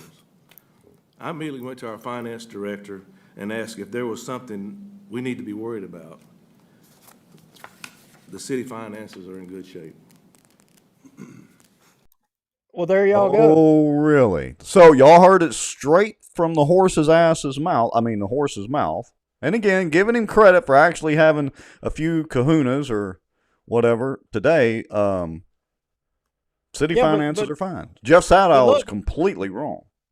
Guys, he just said everything's fine. That Mhm. I mean, and I didn't cut him short. There's not a whole lot more dialogue. I'll click play here in just a second, and you can hear the rest of it. There's not really anything more, but he said everything's fine. So you can all relax. I mean, there ain't nothing to worry about. Tommy Chandler said it's fine. Yeah. It's all good. That's all you need to know. Irrespective of the fact that, how much is that stupid bond money? $50-60 million at what percentage interest? But anyway, I digress. Sadow's got to be wrong. According to Tahoe Tommy, former amigo, everything's fine. So, Someone's texting me. Pay raises for first responders would be nice. Haven't had one since 2016. well, Hmm. look, I'll give Well, him credit for that. I mean, he did kind of box them in a little bit and mention the pay raises. But let me say this: they're already what's the deal? So refresh my memory here, Duke. They can't get enough people into the academy. They have, what was it, 10 or 15 officers budgeted, but they can't get anybody into the academy really to hire them. Is that basically the case? Yeah, something like that. But I'm not articulating it perfectly, but now maybe if they're able to increase the pay rate, the starting pay rate, arguably, maybe that would attract some new recruits. But we're losing sight here. I mean, and to the person that texted me saying pay raise for first responders would be nice. Well, hey, I mean, look, we're told that some first responders have gotten pay raise. We're told that the fire chief and police chief both got like a $24,000 raise. Yeah. I mean, I don't know what y'all are talking about, but your fire chief got him a raise, is what I'm told. Chief Zagoni. and they're handing out Tahoes like they're Twinkies. I mean, I don't know what y'all are griping about. I mean, come on. Yeah. I mean, I'm just saying. I don't know. All So right. let me play a little bit more of this. See if Tommy had anything else to say, so I can close him off here. Mayor, if I'm not mistaken, I think I was in a meeting.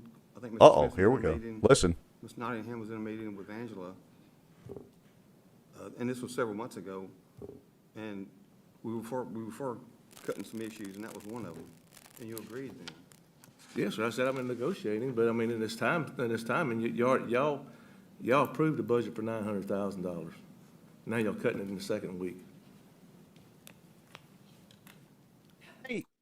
All right. So Okay. first thing, good on Bubba Don for calling out the hypocrisy of Tommy being for it or against it before he was for it. I don't know, it's so confusing after the fiasco that we saw last year with Sportran, but I'll refresh my memory, Duke.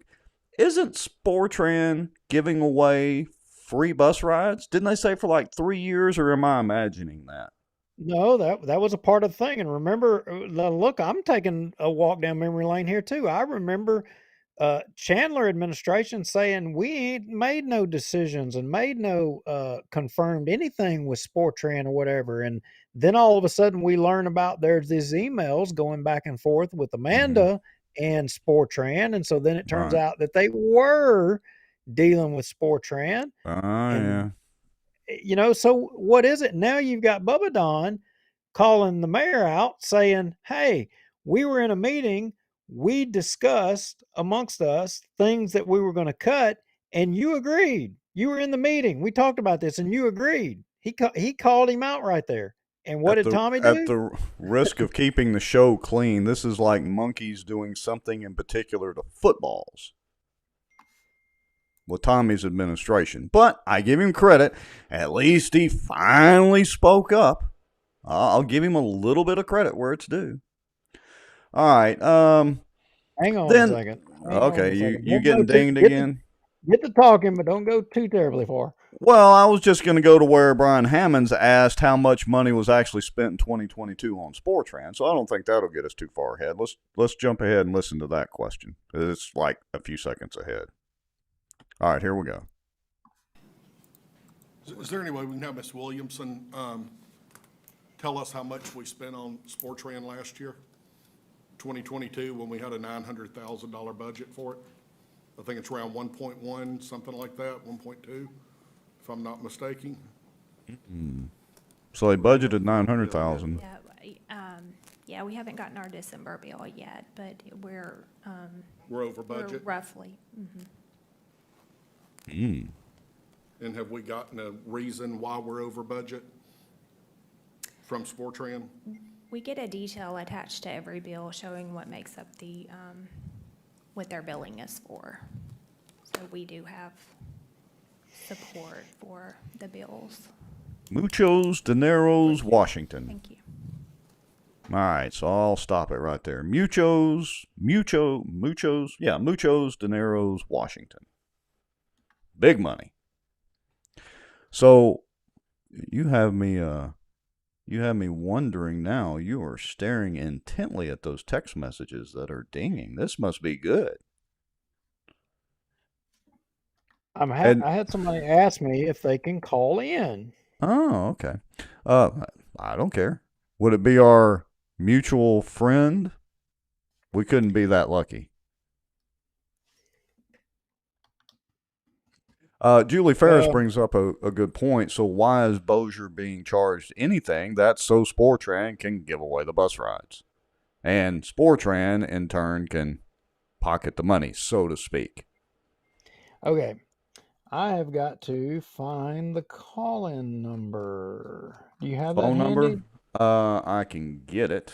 All right, so just a second, folks. Yeah, Let's send that to see if me. I can. Yeah, let's see if I can. So find here's it. what we got cooking, guys. We have a city councilman that wants to call in and clarify some of the comments and discussion that we're having right now. They're watching the show, or they watched the show, or somebody tagged or texted them or something or another. Either way, I don't know if we said something wrong, or they want to clean up the subject matter, or they want to clarify, but they're wanting to call into the show. So Okay.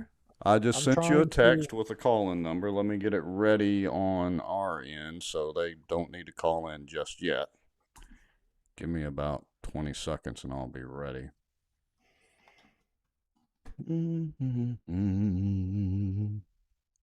All right, so Okay. folks. All right, yeah, temporary pause. I'll be ready here in about 20 seconds, Duke. All right, so you were going through. Bubba Don called out the mayor. Did you play the Brian Hammonds? Yes, where he asked how much was spent in 2022. Yes, and go ahead and go to the Miss Brown comments. Okay. What do you think? I want to address one question. So Michael Ferris said Hammonds asked why we were over budget. See, she said she knew why, but never said why. It's pretty simple because they build more, and I guess the city's just going to pay up. What budget? That's what they always do. Yeah, that's what they always do. Okay, we have an incoming call. Let me see if I can answer this. Come on. All right, can you hear us? Hello. Hello. Hello, Councilman. That sounds like a Chris Smith. Good evening, gentlemen. How are you doing? Doing great. Can everybody hear Chris pretty good? I hear him loud and clear. He sounds like he's in a box, but I hear him nonetheless.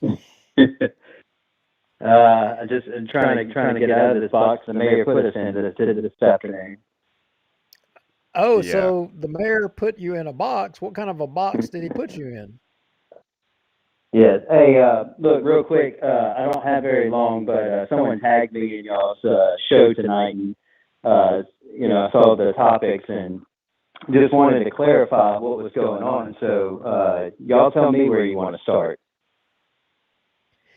Well, I mean, obviously you were tagged in regards to us talking about Sportran, and the mayor.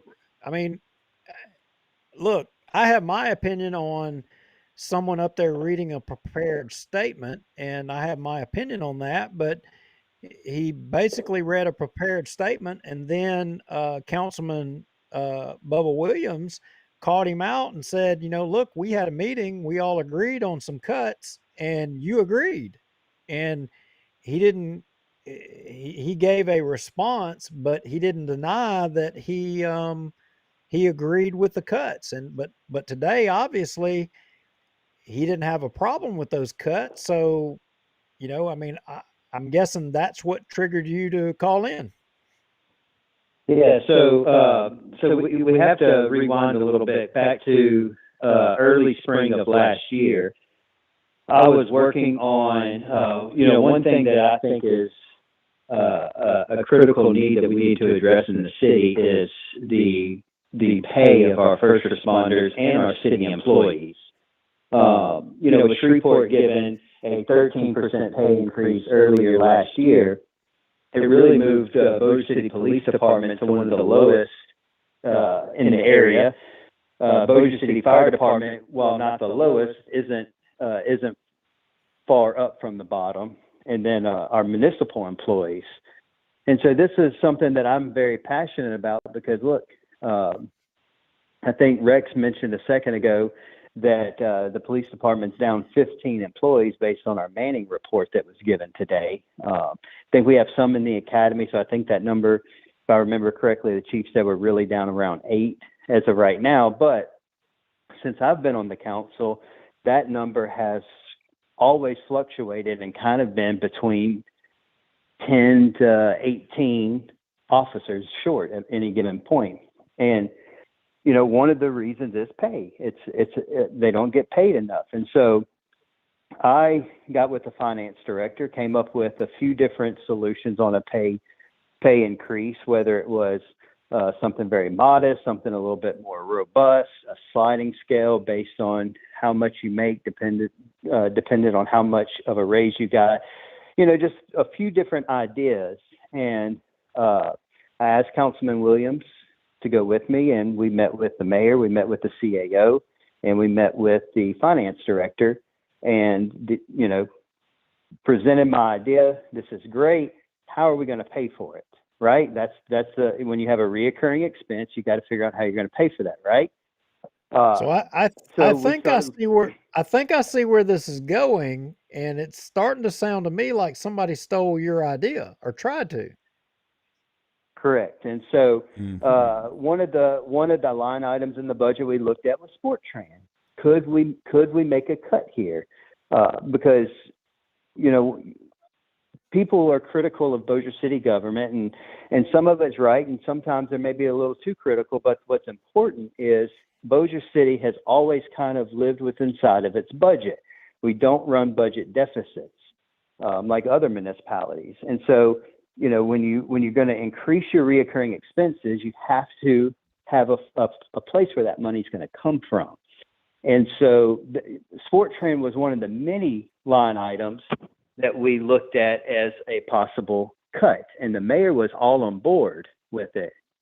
And so then let's fast forward just a little bit to later spring, early summer. We start looking at the South Bossier route. That is launched and that is live. Let's ignore the fiasco of launching that, right?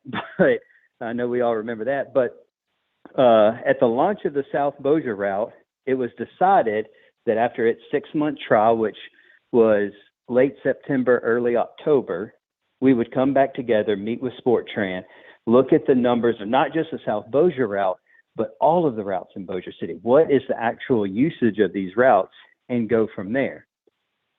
That meeting never happened.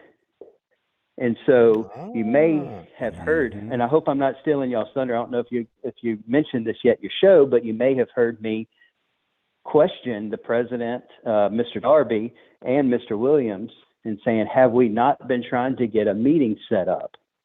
And that was, you know, we had been asking, we were supposed to have this meeting in October. Things happened. It never happened. And so now we need to get this meeting set up. And it kind of fell on deaf ears to where Mr. Williams just took it upon himself, scheduled the meeting himself with SportTran. And so I think they...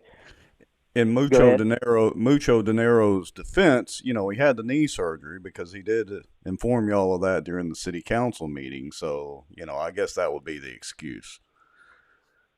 Well, I don't, to be completely frank, I don't think the administration ever made an attempt to schedule a meeting.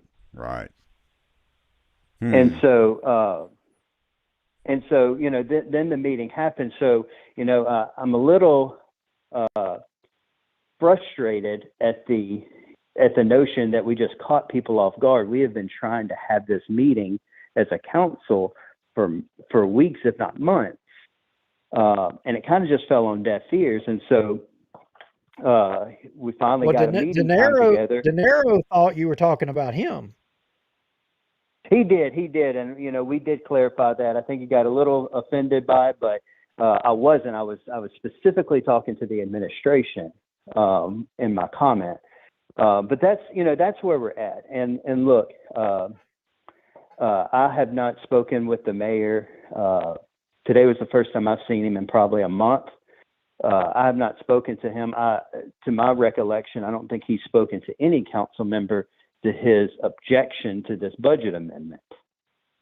And so it kind of is, you know, if you're opposed to it, why not come speak to people, right? That's communication is key when you're in a position, you know, like the mayor's office. Well, yeah, but you're missing the point. That's not what his goal was. And I can, Amanda may have written that for him, but he or they had to have some other help because there's another angle to what he did at the meeting there, or what he was attempting to do. And that's have his cake and eat it too. Right. And so, you know, what's important in the statement that was read is, well, if you cut this money, we're going to go ahead and reallocate it to other projects. And if we are trying to trim out money to truly do something good, whether it's pay raises, whether it's just rebuilding our streets and our sidewalks, you know, you have to try to actually save money and not just turn around and open the checkbook and write it to something else. You know, that's not really how it should work. Well, not when you're trying to pander to your base and, you know, be reelected as mayor. You're missing the point. You're coming at it from a logical standpoint, and I agree with you, but that's not where Tommy's coming from. That was not the point of his whole little speech there. Right, and I get it. And look, at the end of the day, politicians are going to do what politicians feel they have to do to get reelected. But what we should be doing is what is in the best interest of Bossier City. And you know, one thing that kind of gets me a little irritated is we get so distracted as elected officials on small potatoes. And not to say that sport training is a small issue. It's not. It really is a very big, complex issue. But we get distracted on $1.5 million for tennis courts, and we're missing the big picture of things that need to get done, like rebuilding our infrastructure, like making sure our city employees are paid a livable wage, you know, and we kind of get distracted from these big things that we need to get accomplished. And, you know, if we're doing a little bit of self-examining, this council, as it sits today, you know, we haven't gotten a whole lot done. We finished a lot of projects from the previous administration. And so if we really want to set ourselves apart, we have to start focusing on the big issues and what is really going to move Bossier City forward, and not do what we think is best politically. I agree with you. I agree with you, Chris. Just today, I was riding around in Bossier, and actually it was yesterday, and I went down the street, and I'm going to show you can't see it on the video right now, but it is a mountain of debris on the side of one of the roads in Bossier. And you know, in the past, we did a show where we showed a lot of stuff, and we showed and talked about where Councilman Maggio had put dumpsters down there in his district at his own expense, collecting, you know, trash and debris down there. There's a lot of stuff. And the takeaway that I take from this that you're calling in about is the fact that you, Councilman Williams, y'all went and met with the mayor and you were seeking, if I'm understanding correctly what you're saying, you were seeking a way to try to address pay and or manpower at the same time with public safety. You had ideas, and then today the mayor jumps up. He agreed with you then, and he jumps up today and tries to claim that it was his idea. I mean, I'm asking you again in a different way, but is that not what he did?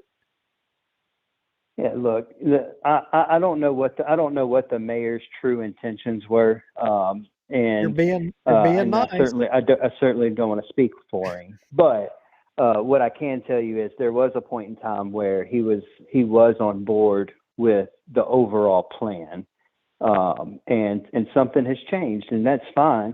But you know, I think that, you know, going forward, I would hope that he will have open lines of communication with the city council and let us know when you disagree with something or you want something to be different.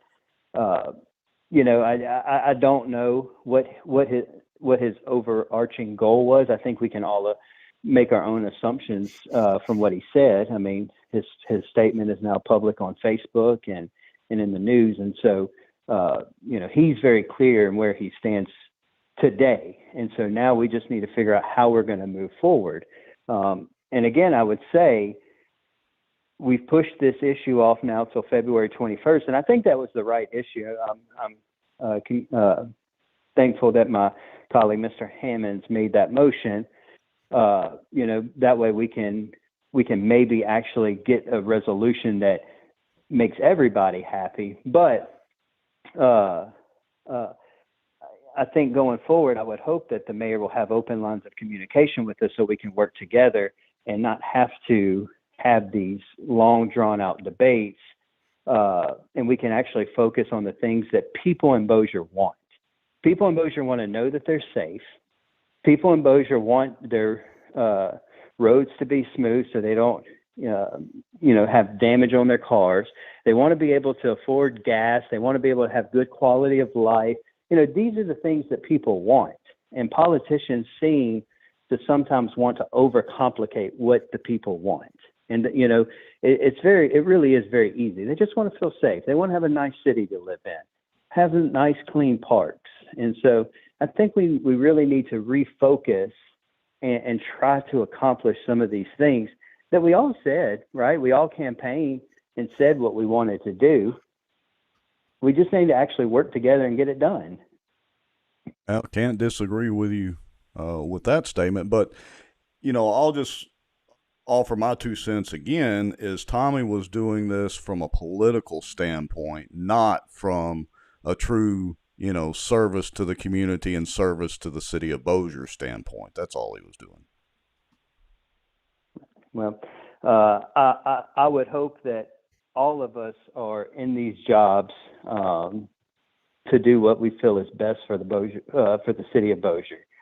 Ultimately, I guess now in 2 years, the voters are going to get to say whether they believe in that mission and believe in our philosophy of doing what's best for Bossier. And, we'll have to see what they say. But ultimately, we got to stop having these $1.5 million tennis courts and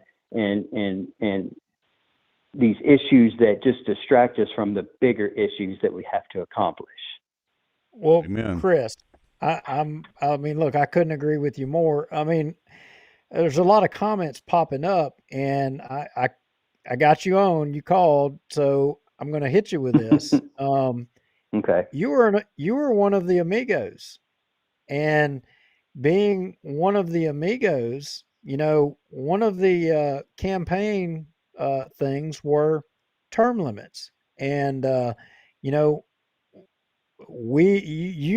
we have articulated a lot of disgust with Bossier City and people who campaigned on term limits and not getting it done, and that probably there's a term limits effort ongoing now. And I know that I have a role in that. So I'm going to put you on the spot here with everybody watching the show. I mean, I see our numbers right around 100 total live viewers right now. I'm going to put you on the spot and say, for all these 100 people, I'm going to ask you the question: are you going to support the term limit effort or not? 100%. In fact, I will go a step further, Duke, and I would like to be your first signature on that petition, because I believe wholeheartedly that is the right way to go in Bossier City and at all levels of government. So yes, 100%, I'm supportive of that movement. Well, you just made some brownie points again with us. Your amigo status has been elevated again. Well, I appreciate that, guys. Look, I'm not doing anything for kudos or a pat on the back. I got a beautiful wife who loves me, that pats me on the back every time she sees me do something. She's my biggest cheerleader. I just want to make sure that while I have this opportunity to serve the city of Bossier, that I do so with integrity, and that when I say I'm going to do something, I'm going to work hard to do it, and that we are constantly working to move the city of Bossier forward. Well, we appreciate that, and you've got an addition to the family coming, correct? I do. March 2nd, me and my lovely wife will be welcoming our son, Connor Preston Smith, into the world. So we're extremely excited. His big sister's excited. So we could not be more thrilled to add to the population of Bossier City. Congratulations. Well, Thank congratulations. You guys. Well, I appreciate. Go ahead. I was just going to say congratulations, and we appreciate you calling in and addressing that. I know that was what kind of what you wanted to address. You're welcome to talk about anything else you want to talk about. We'll keep you all night, but you did say that you couldn't stay long, so I don't want to abuse your time, as some of our friends say. Yeah, no, that's really it. I am an open book. But for those that don't know how to reach me, I'm very active on social media. You can find me there. You can email me, smithc@bossiercity.org. I'm a real estate agent, so my cell phone number is literally all over the internet. It's not a secret, but if they need to get a hold of me, best way to reach me is by my cell phone, which is 318-840-1504. Call or text. If I don't answer, leave me a message. I'll call you back. But I am here. I'm available, and anything I can do to help anybody that watches your show, please feel free to call me. You're welcome on the show anytime. All right, fellas. Y'all have a great night. All right, you too. Thank you, sir. Well, where do we go from there? I don't know. Let me put his, since he gave it out on the show, I'm going to put his cell phone number up. And, y'all don't abuse it too much, but he did put it out there. So I'll go ahead and stick it up on the screen for a few minutes. He's got young kids, and he's got a wife expecting. So y'all don't be calling, waking her up in the middle of the night. Don't y'all be courteous. That gum. Yeah. That was good. Yeah, and that was completely unplanned, so I'm glad to see that. Let's see, I'm trying to think. Is that the first time Chris has... I know Hammonds has come on. Is that the first time Chris has come on as a guest? Trying to think back. He may have called in once before. Yeah, but I think he did.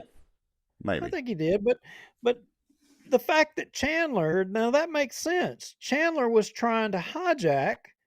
Well, sure. That's what I'm telling you is... Chandler outmaneuvered them politically. I'm telling you he did. Because that's the shot I would have called if I would have been advising him. So I got to tell y'all, if I was sitting here at this council meeting and I was Chris Smith, how did he sit there and just not want to rip Tommy Chandler's throat out for trying to, steal his moment? Well, because he sat there during this council meeting and he's like keeping his composure, like he's like ice, got ice water in his veins. Let me go back to this comment. I put it up on the screen. Who was it that said it? Oh yeah, our friend Ryan Haygood, and I actually agree with this. Chris needs to get tougher.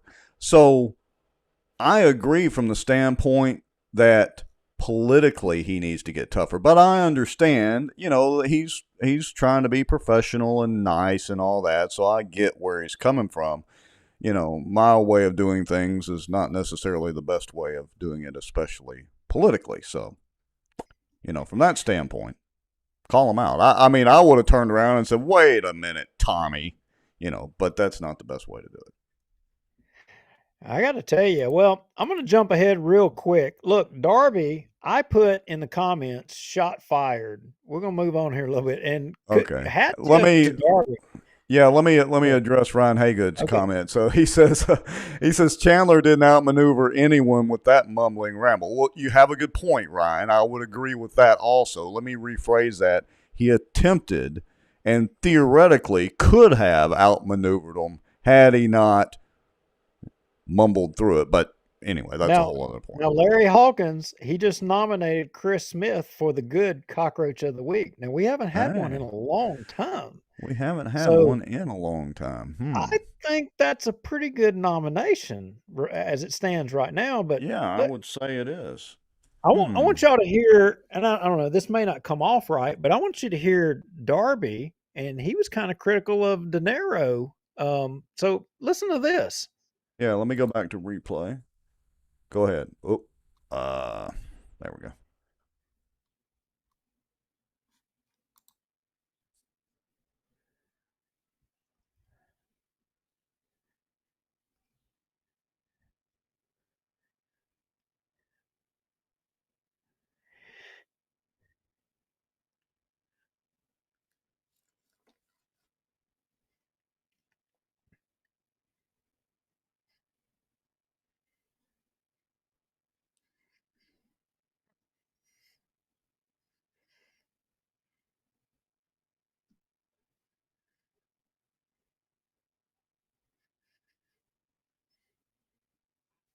Hmm.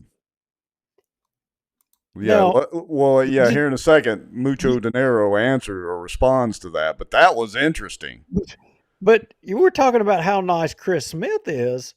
How nice. Oh, wait a minute. Ken Stevens says, Oh, no no sound. sound. Hold on. Let me crank. I had to turn that sound down. All right, go back and play that again. Sorry, folks. Play it again.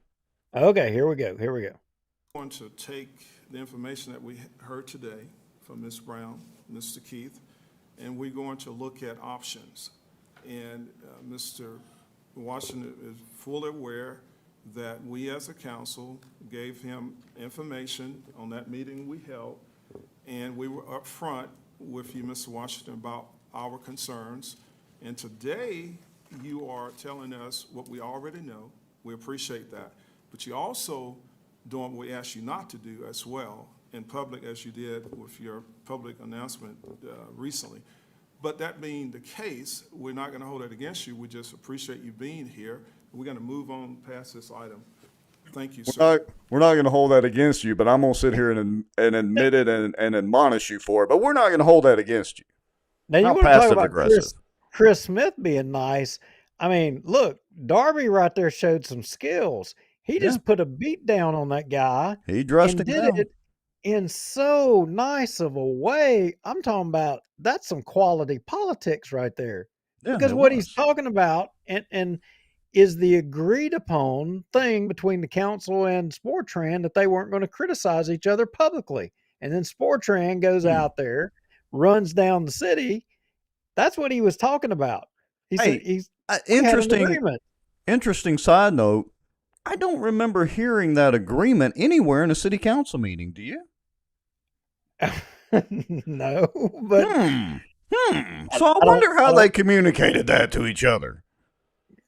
Okay, well, don't screw the moment up here. Come on, be nice. I mean, the council is being right here. I'm impressed. This council Darby is did cohesive. good. Yeah, they are doing the bidding, having public debate. They're having debate here on the subject. I would argue Tommy's comments shocked them into line with each other. They're like, wait, what the hell just happened?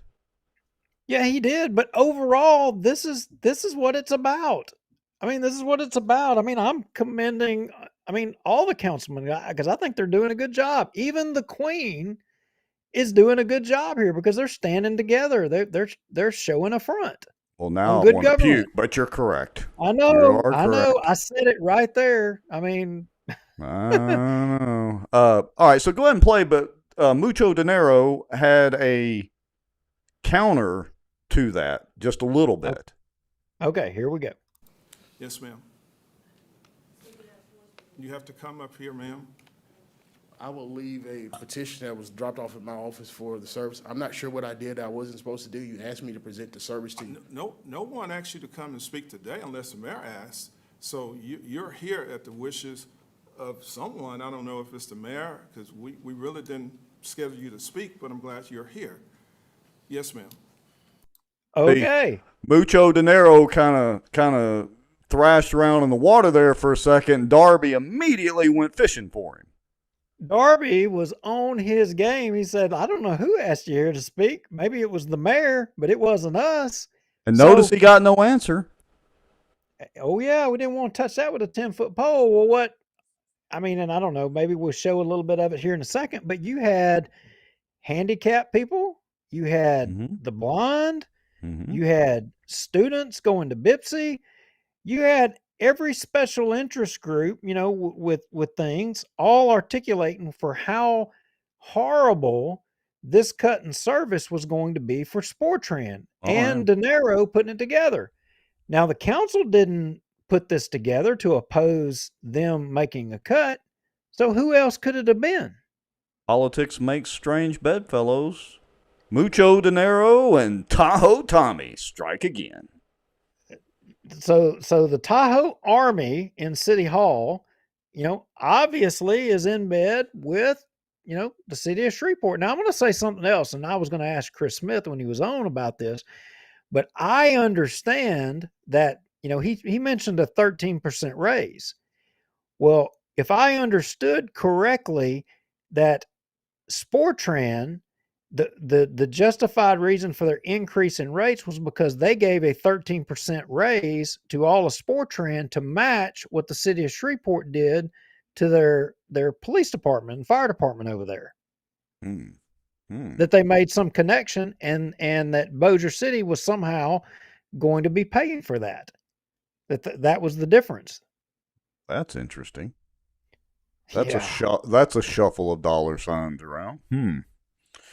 All right. Well, that's interesting. Was there any other comments that were really worth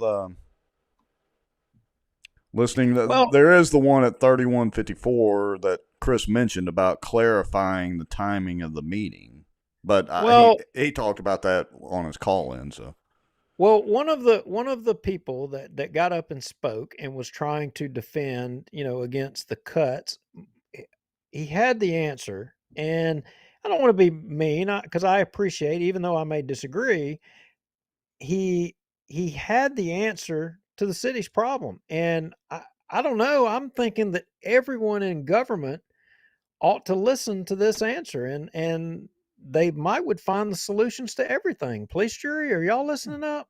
Right, right. Just listen right here. Listen to this, yeah. Rex. It would be very difficult for people to get to work and go to school. And also, my suggestion is, if you need money, there's other ways to get money. You can maybe get it from you can cut and still not cut services. Plus, you can have more. Maybe there's a way you can ask the state, or you can ask the federal government to subsidize. And also, what I'm suggesting is that maybe you could extend it, because, I work, on holidays, like on Thanksgiving and. Well, basically, you just need to get the state and the government to pay for it, Rex. Yeah, it's free, right? Free money that just needs to be subsidized. I mean, Mucho dinero is offering these Sportran rides for free too. Those are all just completely free, right? It don't cost nobody nothing. The money just magically comes up. Anywhere. Yeah, they don't have to pay their employees the natural gas or whatever they're running doesn't cost them anything. Neither does wear and tear. It's just all magic. Magic money. Magic money. I could say so much right now, but I will try to be a little bit nicer. Well, I don't know how much further you want to go on the council stuff. I say we jump right ahead, because there was some interesting stuff in the financials, but I think that may bore a lot of people. I don't know. Yeah, I mean, what's the gist of it? Was there anything good or bad at this point on the financials? Well, let me play a brief little part from the finance director.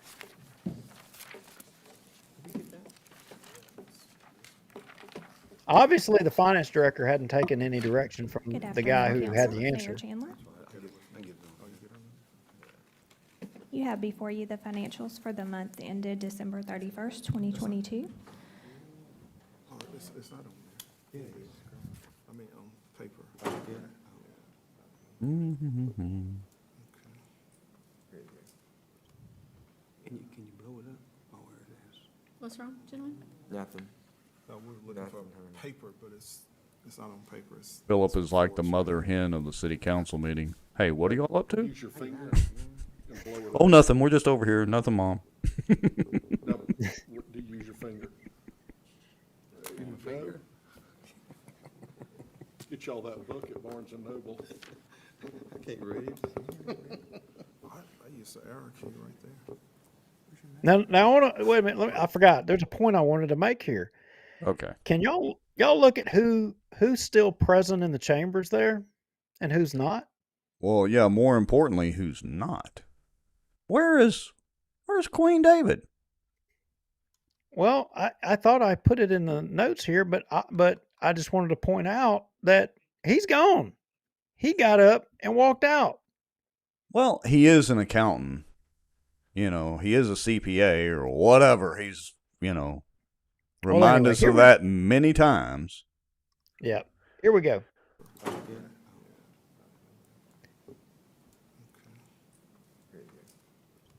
Good point, Kyle. If the mayor said it, it must be true. We're looking for paper, but it's not on paper. Okay, I am torturing everybody here. I am sorry. Yes. You're killing us again, Smalls. I am. Page 1 is the revenue by fund report. Here we go. The city is currently 27% over budget. Did you hear that? 27% over budget. Did I hear that correctly? That's what she just said, but this is for the month of December.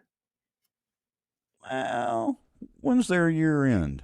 I mean, I'm no accountant or CPA by any stretch of the means. Well, so it could fluctuate some more, right?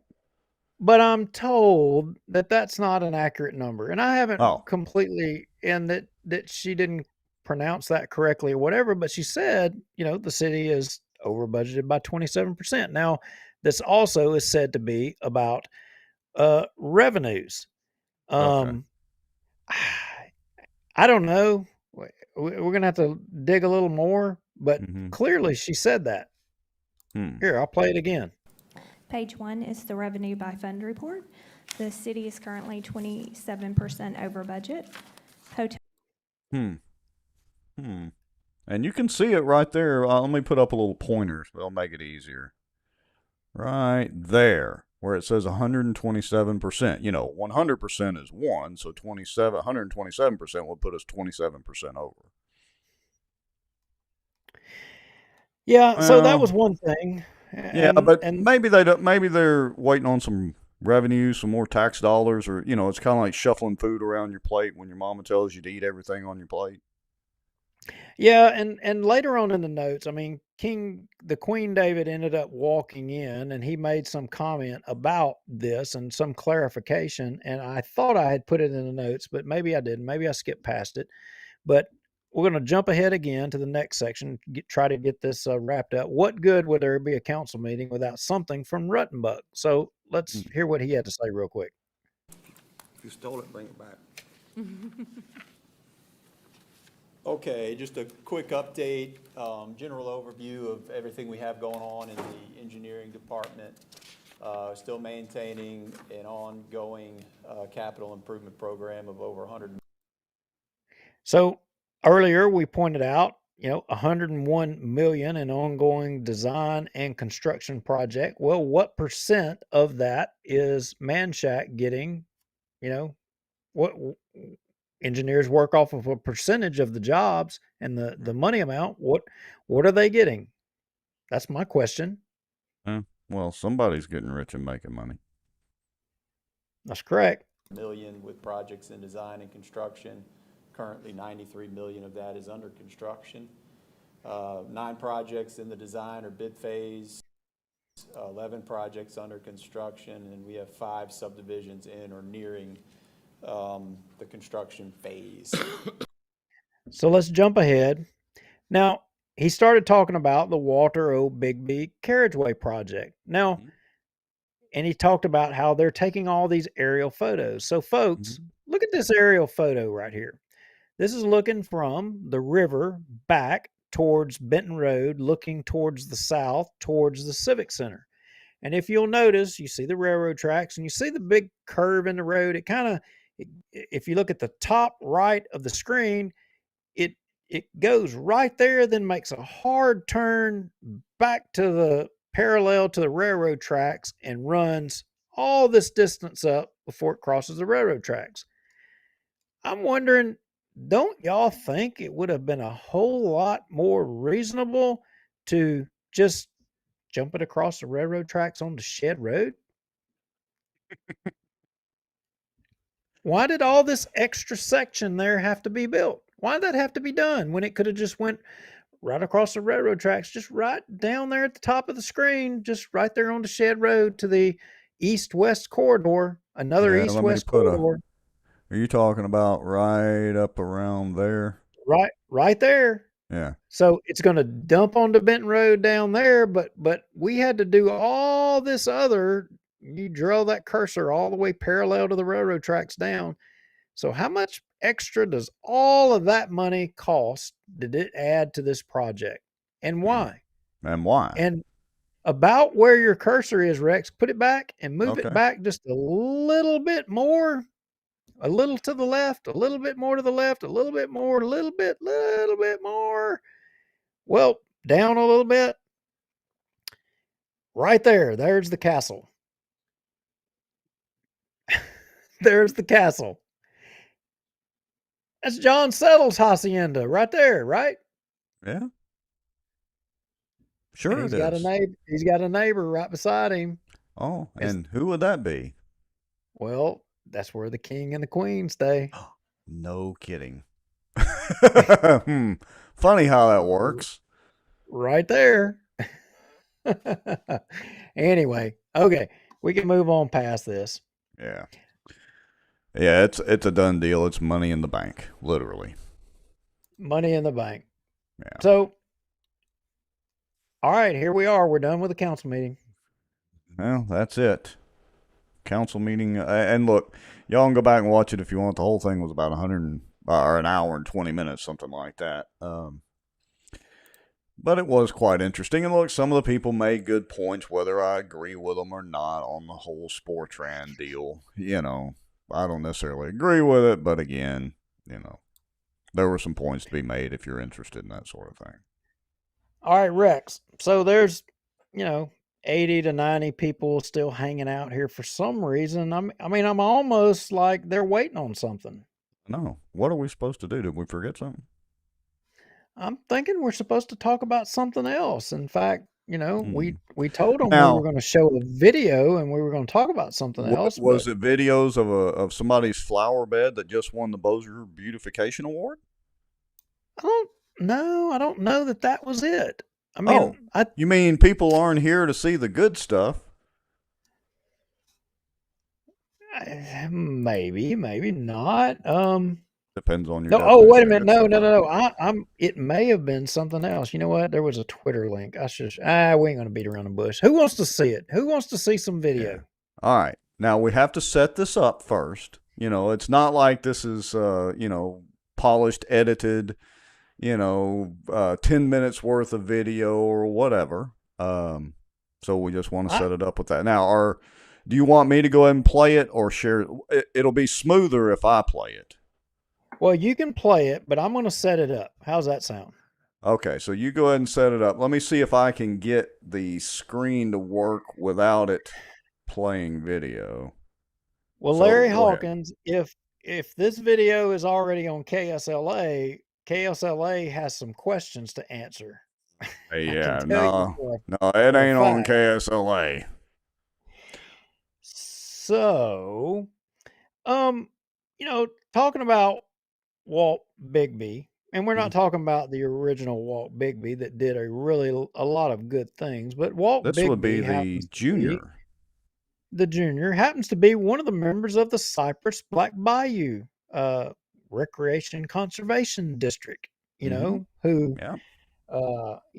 they all have the best interests of the people who pay the taxes for the Cypress District, and even use taxpayer dollars to hire a lobbyist to fight against Dodie Horton and trying to get some accountability to the Cypress District out there. they went all in to fight and helping to fight for Robert Berry out there, the director, dual Yeah, office holding, that's right.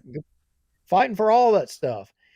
Well, someone called and they said, "Hey, isn't it isn't it time that Robert Berry is about to be? Isn't his time up and he's about to be reappointed to be the director of the Cypress District again?" Now, Rex, I'll point out last show when I played the audio of the PEC meeting, and remember Doug Right. Rimmer said, because I pointed out that the police jury failed to act and do anything about the Cypress District when their constituents came to the police jury asking them to help and do things. And I have even raised it at the PEC meeting in the past. Juliana Parks popped her head up on it, and Doug Rimmer popped his head up and contradicted himself. We got video of him saying one thing one time and saying another thing another time. But in that last meeting, remember, he says, we're hoping that this problem out at the Cypress District works itself out this year. There's Well, after that phone, only a few ways it could work itself out. well, after that phone call today, I realized what he was meaning. What he was meaning is he's hoping, or maybe he's probably not really hoping, but that's what he was saying. Who knows what he really believes? But that Robert Berry was voluntarily not going to take the director's position, or that Walt Bigby and crew are not going to reappoint him as the director. Okay, well, yeah, and lead balloons fly well. Right. So, in the spirit of trying to inform the public, whereas the police jury and your other elected officials would rather carry the water for some people, and more concerned about erecting monuments and making sure that certain people get the insurance for the contracts, we thought we would share a little bit of information. So sometime back, and we're going to be going to cut 10 here in just a second, Rex. Okay. BossierWatch got a tip, and that tip was that there was property that adjoins the entrance to the Cypress District, and that property was summarily owned by Robert Berry or purchased by Robert Berry, the director. And the tip was that there were Cypress District park assets on the property of Robert Berry's personal property right there outside the gate of the park. Wait a minute.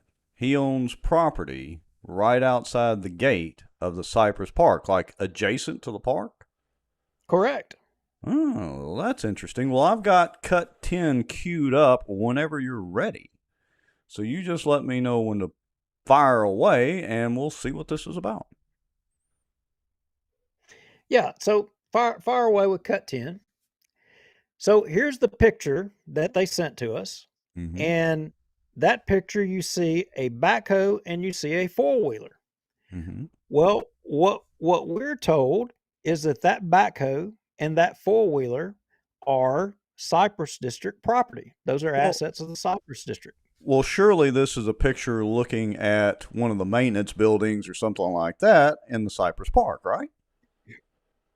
Well, no, actually, that is the property that Robert Berry is said to have purchased in his little storage facility or business that he has been building or cultivating right there at the entrance of the park for a boat storage facility. Wait a minute.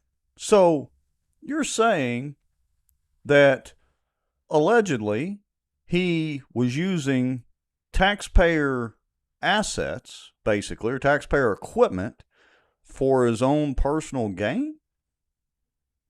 Is that what this photo purports to show? Well, that was what was alleged. That was what was alleged to us, is that he was using park assets for his personal benefit on his personal property. Now, I got to tell you, I mean, surely Walt Bigby, who I mean, I'm guessing is entitled and has stuck a thumb and the rest of that board out there, your buddy Gary White and Gary all of those, Watch, yeah. and Doug Rimmer and the police jury who refused to do anything about it. Surely, I mean, they don't condone, public I, use of assets for well, personal gain, but you know what? This is just sitting here. Maybe they ran out of storage facility at the Cypress yeah. District. And Maybe, right? well, surely they rented this property from Barry, or maybe the other way around. Maybe he rented the equipment from the Cypress District. But if not, if what's alleged is true, does that mean I can go out there and use that? Well, I went through the Cypress District minutes and I didn't ever see any kind of agreement, Rex. I'm just wondering. I followed that extensively. Yeah, I followed that extensively, and I don't remember either. And so supposedly that's the Cypress District's four-wheeler too. So if I need to borrow one for, to go deer hunting, or it's all deer season's pretty much done now, but let's say squirrel hunting, can I go borrow the Cypress District's four-wheeler? Well, yeah, I'm thinking so. I mean, and I could really use that backhoe, but you know what? It's just sitting there. I mean, I don't. It's just sitting there. That doesn't mean that anything's been done wrong with it just sitting there, right? Well, in theory, no. Okay, well, so look, we got that tip, and I'm going to go ahead and put this out here. So based on that tip, the next day, and you guys don't butcher me for my dirty windshield of my vehicle here, but the next day, I rode over there myself to see if those assets were still sitting there, to see if that was right or wrong or whatever. And I think go to cut 9, and I actually made a video. And when I made the video, Rex, what I will show you is if you look right out there, the backhoe, somebody was on the backhoe working. Oh, yeah, I can see it. Right? You see it moving? Yeah, must have been an earthquake going on, but we'll forgive you. It was moving around out there. Well, you know who was on the backhoe? Well, I just can't imagine who was on that backhoe on Robert Barry's property. Well, it was Robert Barry. I seen him with my own eyes. The man, the myth, and the legend himself. It was him. And you know what he's doing? He's probably got 10, 20 loads of dirt. He's spreading dirt for the next building or whatever he's going to build out there. He's out there spreading dirt. But here's the ironic thing. This was on a weekday at about 10:45 in the morning. Whoa. Now, what's significant about that? Yeah, what is significant about that? I'm just waiting with bated breath. Well, I think I recall Park District meetings where he works out there 24 hours a day. He does so much work. That's the justification for him having the highest paid park director in the country salary, right? Isn't that what I recall? Oh, yeah. Well, they've got up and stood up for him and defended him and all that. So I'm just wondering if this is park assets and it's during the middle of the day and he's out on, park equipment using park assets on his private property to spread dirt. I mean, I'm just wondering, the Cypress District, Walt Bigby, I mean, your family's getting statues and stuff. I'm just wondering, are y'all going to make him the director again? I mean, I guess y'all approved all this. AJ and Mandy Foy are wondering a different thing. Who's paying for the diesel? I'm wondering about the police jury. This is y'all's guy. He's your guy. I mean, a lot of people tried to raise issues with you and you just sloughed it off. I mean, where is, what's that police jury up here in my district? Oh, Philip. Oh, yeah, Philip Rogers. I remember a meeting at a church in Benton where Philip Rogers was kind of dismissive of all this stuff. And, oh, by the way, Rex, I've heard a little bit about Philip. I heard Philip cut him a really sweetheart deal with the Cypress District. Are you referring to his sweetheart lease deal that he got? I heard he got him a sweetheart lease deal on some land. I mean, I don't know. That is true. As a matter of fact, I have a copy of the lease somewhere that I can dredge up. I'm wondering how that works out. I mean, because the police jury races are all coming up, and I mean, I mean, a lot of people think Philip walks on water. I Yeah. mean, Philip walks on water. But so you seen some video right there of Robert Berry using allegedly park equipment on his private property during a workday when he was supposed to be on duty at the park as the park director. So now there is another cut. I don't think it's cut 11. So Oh, okay. the next day, I went Yeah, back give me to a see second. maybe Let me put how this one in much there. Okay. just how much time he spent. Well, you see all that yellow out there? He moved a lot of dirt around. He moved a heck of a lot of dirt. In fact, he had to have spent most of the day the previous day moving all that dirt, maybe even some of that day, the next day moving dirt, but he got it all spread. Yeah. And Well, with that good for backhoe, him. I mean, who else was going to do it? yeah. So I'm wondering for everybody watching, what local public official, do you think your Cypress district, your unelected board of bureaucrats that say that everything they're doing out there is for your interest? I'm wondering, you think they will do anything about this? Do you think they will question any of it?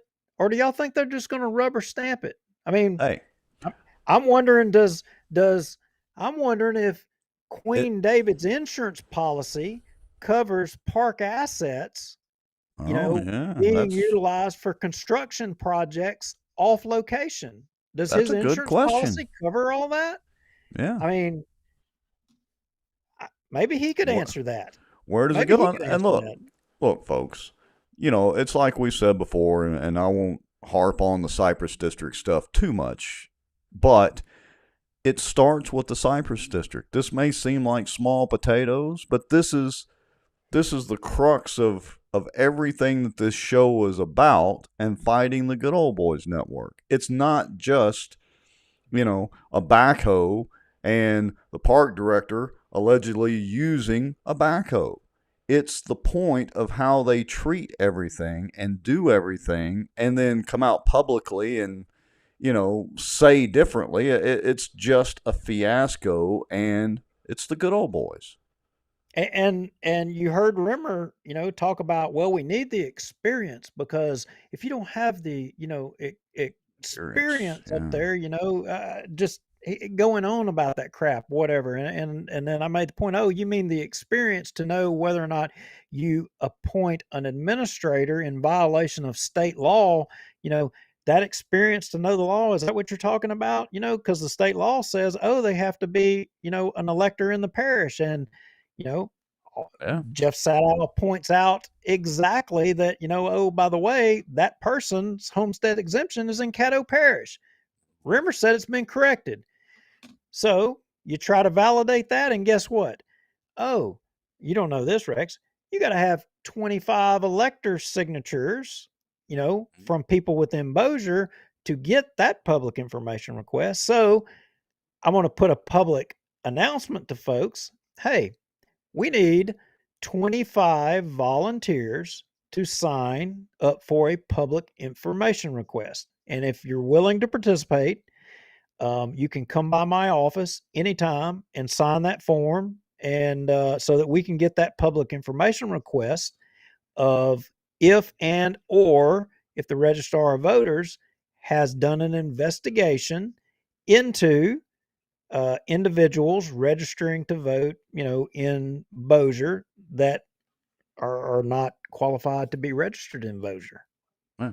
You got to, Well, it's a weird stipulation in the law. Anyway, I'm asking for 25 people to swing by and sign a document for me. yeah. It's putting the call out now. All right. Message me and I'll tell you where to come see me, or I'll come to you. Okay, Mr. Lowry. We have covered a whole lot of stuff tonight, and we're at 2.5 hours. My goodness, that's back-to-back shows running on nearly marathon. I think our record is over 3 hours, but it does, David Crockett, but this is a totally different ball game, one that you don't even know anything about. Jeff Sadow is all up in the middle of this one. But I'm wondering, everybody watching, Was that worth the wait? You got to see video right here in your backyard where your tax dollars, are, it seems clear to us, is being abused. Maybe there could be a lot of reasons. Maybe the park sold the backhoe to Robert Berry. Maybe so. Maybe the park sold it and disposed of it to someone else, and they let him borrow it. I'm sure Maybe there's going to there be, is a valid reason. I'm sure they can come up with one. yeah, I'm sure there's going to be something, but you seen it for yourself. Yeah. All right, folks, we appreciate everybody. I mean, we were still at 55, 60 people at 2.5 hours. That's absolutely incredible. So we appreciate everybody that's watching, everybody that's commenting, everybody that watches the show after the fact. Even if you don't watch it live, we appreciate you very much. The normal spill, if you got information you want to send to us, you want it to remain anonymous, go make a free protonmail.com account. Don't put any identifying information in it. Send an email to bossierwatch at protonmail.com. We do read all of those, and if there is action or actionable information, we will check it out. If you feel like donating a little bit, we appreciate all the help that we get. Go to bossierwatch.com or .org. It doesn't matter. And there's a donations button there. We do have coffee mugs for sale on the website as well. We appreciate the couple of orders for those that we got in. We make a couple of dollars on the coffee mugs, which helps pay for this. The software that we're using is not free. But anyway, so we appreciate everybody watching. We'll see you 1 week from today if something else more important doesn't come up sooner than that. What do you say, Mr. Lowry? I say as I'm texting people, texting me information as the show's winding up. They're all fired up. So, hey, see y'all next week. Thank y'all for watching. All right.